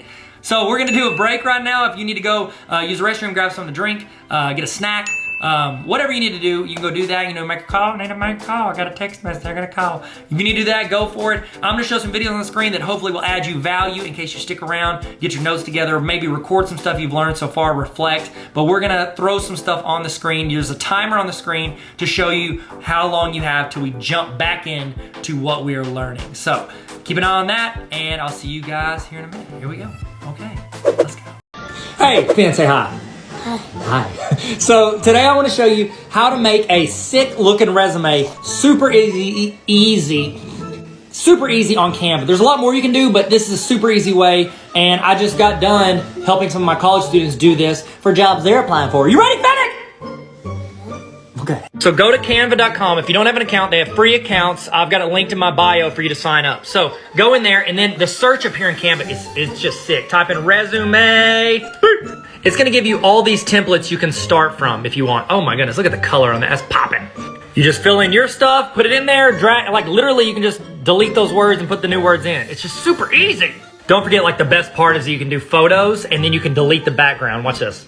Hit effects and then just hit that top one, background remover. Watch this. Bam, look at that. Blah. I'm sorry, I just get hyped about Canva. By the way, we're doing a session at my summer virtual PD for free. Link in my bio if you want. This is a fantastic question and a difficult question. So here's the sitch. Google has not solved that yet. Now they will, because I got faith that the... Can I call them the Googs? I just did. Sorry, not sorry. I got faith that they will add a feature that figures this out. I just know it. Within the year, I would bet a lot of money they will. But for now, what a lot of people want to do is if they use the grade book, what they do is they do it in 9-week increments, okay? And then you just archive that 9 weeks for that class. Then you just add students back at the beginning of the 9 weeks and it's good to go. A little bit annoying, but not terrible. And it allows the grades to be accurate because that is a situation you never want to delete assignments. I had to tell my mom that. She was like, I'm just going to delete my assignments. I was like, just don't do that because then they'll make you the worst teacher ever. It's not true. She's great. She's whatever. Now, if you don't use the gradebook in Google, you have to use something else that the state makes you use or whatever. Then the world is your oyster. I forgot the saying. What up? How are you? Are you doing good? Are you having a good day? Do you ever wish that when you're in your email, it kind of like consolidated for you to where you could see like calendar events or some like tasks or something? I got you, fam. So I'm in my Gmail right here. If you look to the right side of your Gmail, what is this? Check this. You can hit this. You'll see your calendar. I have more than that. It's a burner account. Then you can go in here, go to Google Keep. You can import stuff from Google Keep. You can also roll into a task list. You can have to-do lists. Test email. Okay, yeah, like, subscribe. I mean, I'll just go ahead and like, subscribe. You can put your to-do list all over here. You can even import stuff from emails into this. Watch, I can just take this. I can be like, click and drag and drop. Oh, wait, hold on. There we go. Look at that. Bam. Bam. You can also pull up your contacts. Whoa, whoa, come on now. That's it. All directly from your Gmail. Keep it all on one page. Stay organized. Stay sweet. Stay classy. What? You're not using Google Voice. You need to be, and I'll tell you why. Do you ever get those parents that call and you're like, okay, I need proof that this conversation actually happened? Oh, hello, parent of one of my students who is usually aggravated. Oh, let me tell you something. Could you hold on 1 second? This call is now being recorded. I'm sorry, what were you saying? I think we're all trying here. Then whenever you hang up, it's going to email that audio transcript directly to your email. So if you start every phone call you receive from students, parents, or whoever, you'll always have documentation of how that conversation went down. It's just really good to have your own back. From a former principal, straight up, it's always good to have documentation. If you want, I made a shortcut linked in my bio if you want to download the app on Apple. Also, Google Voice is completely free. It's free. Download the app on your phone. Follow for more tips and tricks. Don't miss out on the goodness. Public service announcement for all people using Google Drive. If your Google Drive desktop looks like this, that is not correct. Click on the 3 lines, looks like a Thanos Infinity Gauntlet, and make it look like this. This is the way it should look on a desktop. Prove me wrong. So another strategy that I put into place was to plan time or carve out time for creative pursuits that I enjoy that are not related to my work in any way. So for me, I've been getting into woodworking and gardening. So those are the 2 things that I've been diving into. Of course, I love to paint and all of those things, but at one time I was an art teacher and I was a little burnt out on painting because I painted all day with kids. So I needed something else to do at home that wasn't the same thing that I was doing all day with kids. And I used to love creating things on a computer, but now I create things on a computer with kids all day long. So I needed something that was very hands-on and tactile that I could disconnect from a screen. So for me, what my creative pursuits have been that met that need for me over time has changed and morphed depending on what I needed in that time. So, but I think planning out time for creative pursuits for yourself is so important because I think there's a lot of processing and healing that can happen in those times. I think creating art or any sort of creative pursuit just opens itself up to that. There's some ADEs that wrote a book or a series of books. I think they have a website called Create to Cope. Have you seen that? And it is like an ongoing series of books that they publish of creative activities that you can do on iPad to cope through stressful times. And I think it's designed for students and teachers, which is really, really cool, I think. But what about you? How do you feel about creative pursuits? Yeah, I mean, I think it's important. I mean, like it's the thing that gives us energy, or it's a thing that's like almost like monotonous where we like kind of chill out. I know some people it's like, hey, I just like to flip through TikTok for an hour at night, and that's how I chill out, or I like to flip through Instagram, and it's like that's how I calm down. I know that for me for a while, like TikTok was like I'll just roll through and watch TikTok for like an hour before I go to bed, and then honestly though, I start thinking like, okay, I want to make a TikTok on this, or I want to do this. It ignited other things I wanted to do on it. So I love things like I don't have a ton of hobbies. I did recently just get into like sports cards. And so I was into that when I was a kid. And now I'm like back into it. Let me there we go. There's one right there. There's Steph Curry, rookie card. He's doing really well. And so like these are all sports cards things. And I've kind of been into that. And I'll like goof around, talk to my buddies about it. They're into it. And it's just fun. And my kids got into it. And so we make little videos. And it's just stuff that's fun for us to go in and do and collect and I don't know, talk about. And so it gives me an avenue where I'm not just always talking about work and everything I do. And so it's like, here's something that I can chat about that's not so serious. It's not a big deal. It's just kind of like they call it a hobby. And I guess I could call it a hobby now. Now I'm a hobby guy. What do you know? Got hobbies now. So, I don't know. In the chat, let us know what are some hobbies, some things that you enjoy, creative pursuits that you do that, either relax you or calm you or just help you kind of zone out after a very, intense, highly, energy driven job where you have to always kind of be on to run everything. So what's some things that you guys do? Let us know in the chat. So awesome. Lindsay, any other thoughts? Anything you got? Yes. So one last big question. As a school administrator, how do you feel leaders of schools can create school cultures that promote good mental health for teachers? That's good. That's a good question. Okay, let me see if I can toss that on there. Bam. So from school leader standpoint, how can administrators create school cultures that promote good mental health for teachers? Okay. So I know I've seen this a lot on social media. Like people are like, well, administrators that are just like, be happy, be positive, blah, blah. I could probably be guilty of that. I know. Like I'm just like, hey guys, it's okay. We're good. Let's go. You know what I mean? I'm a pretty positive person. But here's the thing. The thing as an administrator you have to learn is you have to learn your people. Okay. And I think we know this as teachers, we got to learn our students.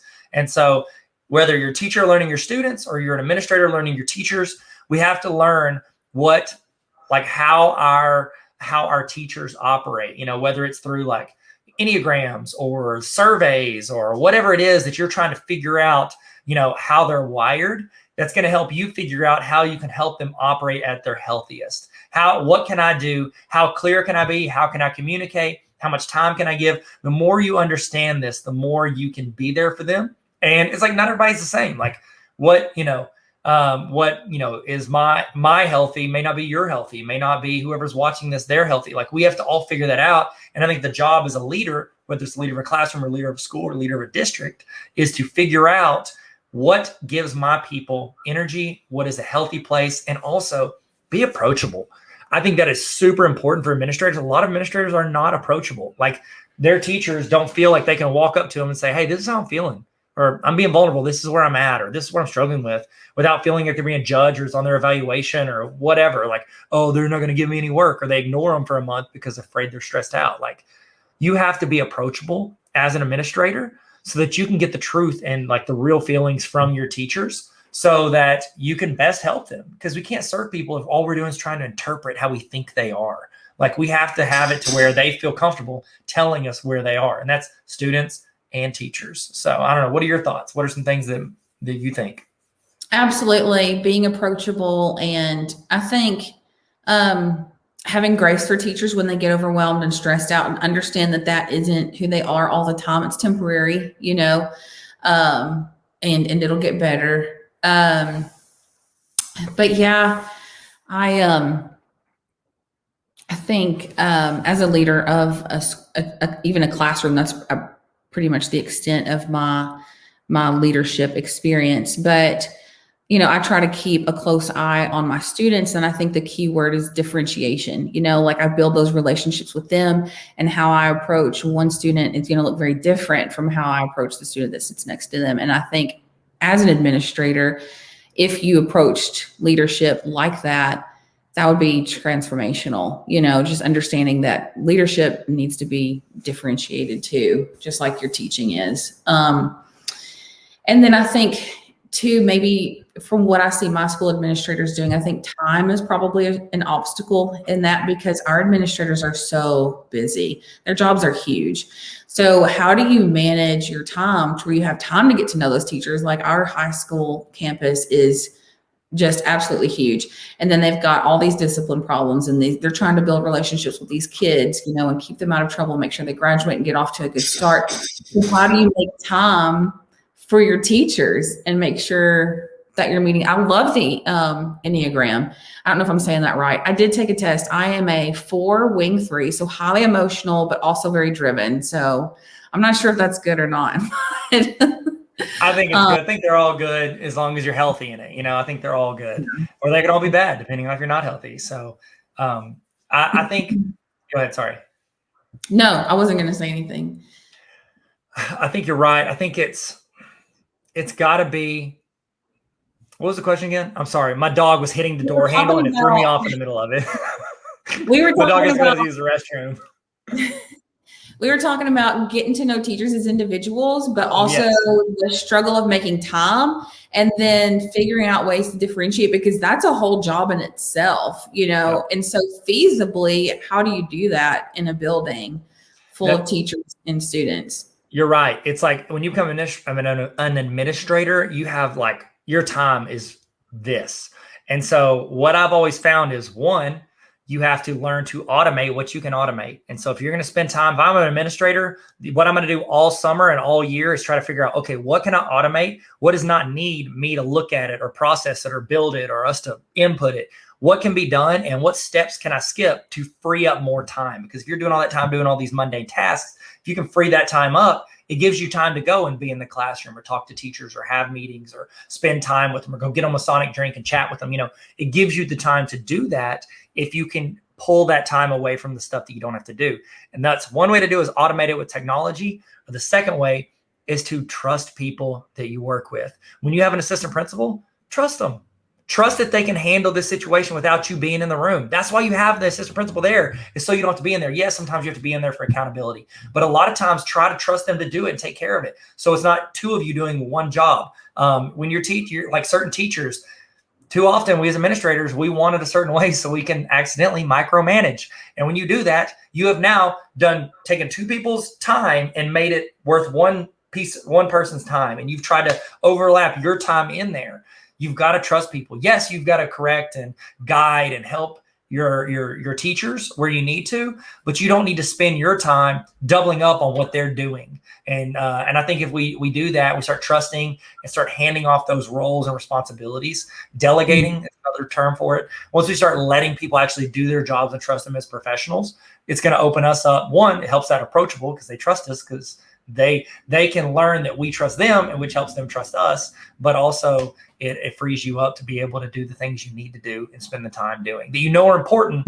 But it's easy to push back, like getting to know your teachers, because you have to call this parent or meet with this student or do this or submit this form or report this. So I think that's it. You just got to find out ways to free up your time, either through technology or through delegation or trusting your people. I think we need a whole session on that, Tyler. How to automate mundane tasks. What strategies did you put into place? Because that would be so beneficial. Yeah. I mean, I look at our administrators and they're always busy. Like you can be standing there having a conversation with them and someone calls them on the walkie-talkie at least 2 or 3 times, can you meet me in building 17? Can you meet me over here? We've got a kid with a vape, or we've got, it's just crazy. They're constantly pulled in all these different directions. And I'm just assuming, just from looking in from the outside, that it's got to be hard. It's got to be a challenge. So it is. And we are doing a session on Autocrat, which is an add-on I recommend for everybody that needs to automate things. So, and I think I have a Google session for administrators, and that's all. Like pretty much everything I do in there is like, here's how you can save some time, because how to work smarter, not harder. How to work, how to not even have to work smarter, because it's doing it for you. There's still automations from when I was at Bauxite that are still running. They run in the background and nobody has to do them, because I spent a couple hours creating a program that automates, and so you don't have to do it, and so it's saving people time. You're the bomb. That is brilliant. That is absolutely. Well, crazy There's probably good. a bunch of stuff they've quit doing because it wasn't very good that I created, but I know there's at least a couple still there. So I'm excited for that. Oh, Lindsay, any other thoughts? Any final thoughts? Things you'd like to say to anybody? Encourage anybody? Anything at all? I think the biggest thing is just knowing that having, intentional wellness or good mental health as a teacher is a journey, and recognizing that it's a process. Again, for me, I fail at this all the time. These are just some things that I'm trying to put in place to be better at this so that I don't experience that burnout.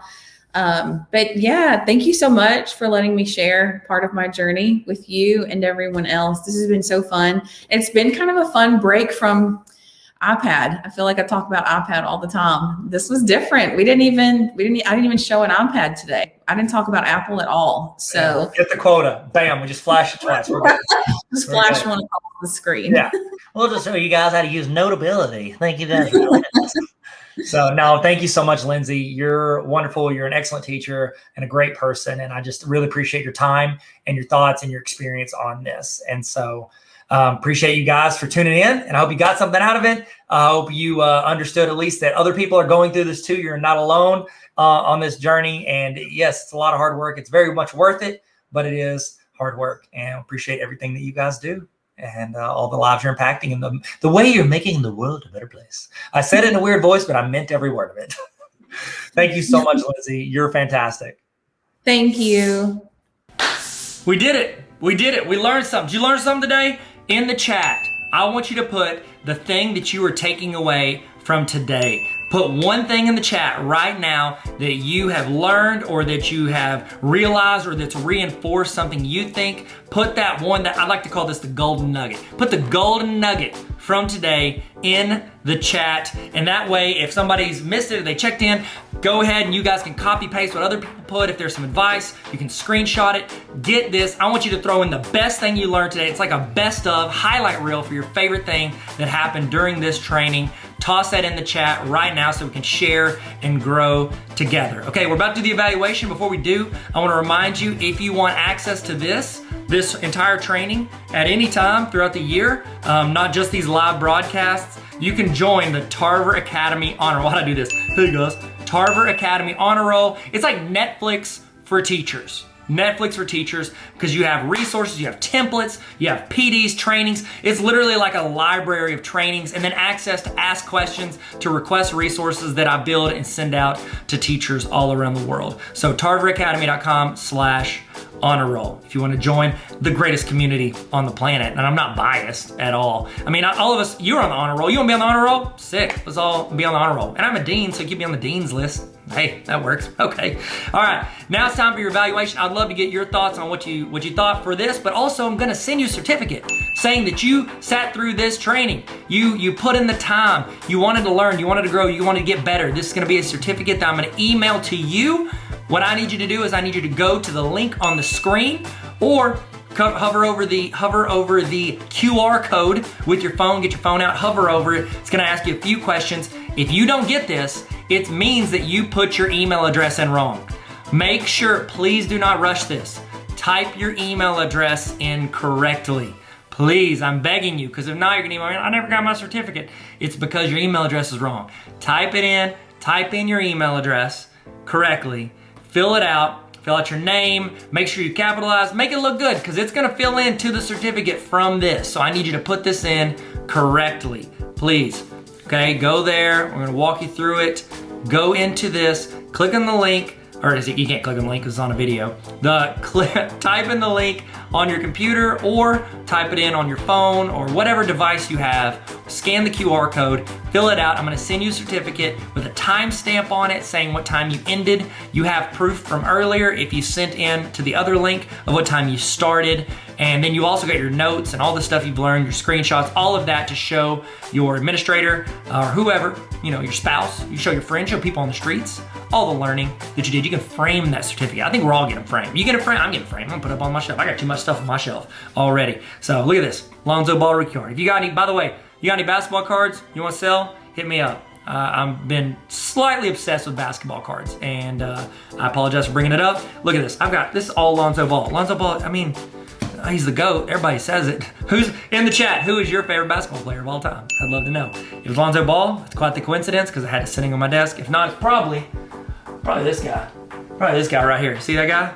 That's Michael Jordan. No big deal. It's whatever. Don't like to brag about it. I mean, it's not that expensive, that card. But if you got any cards you want to sell, holler at me. I don't know why I said that. I'm just stalling so you guys can fill out your evaluation. All right. Y'all feel good?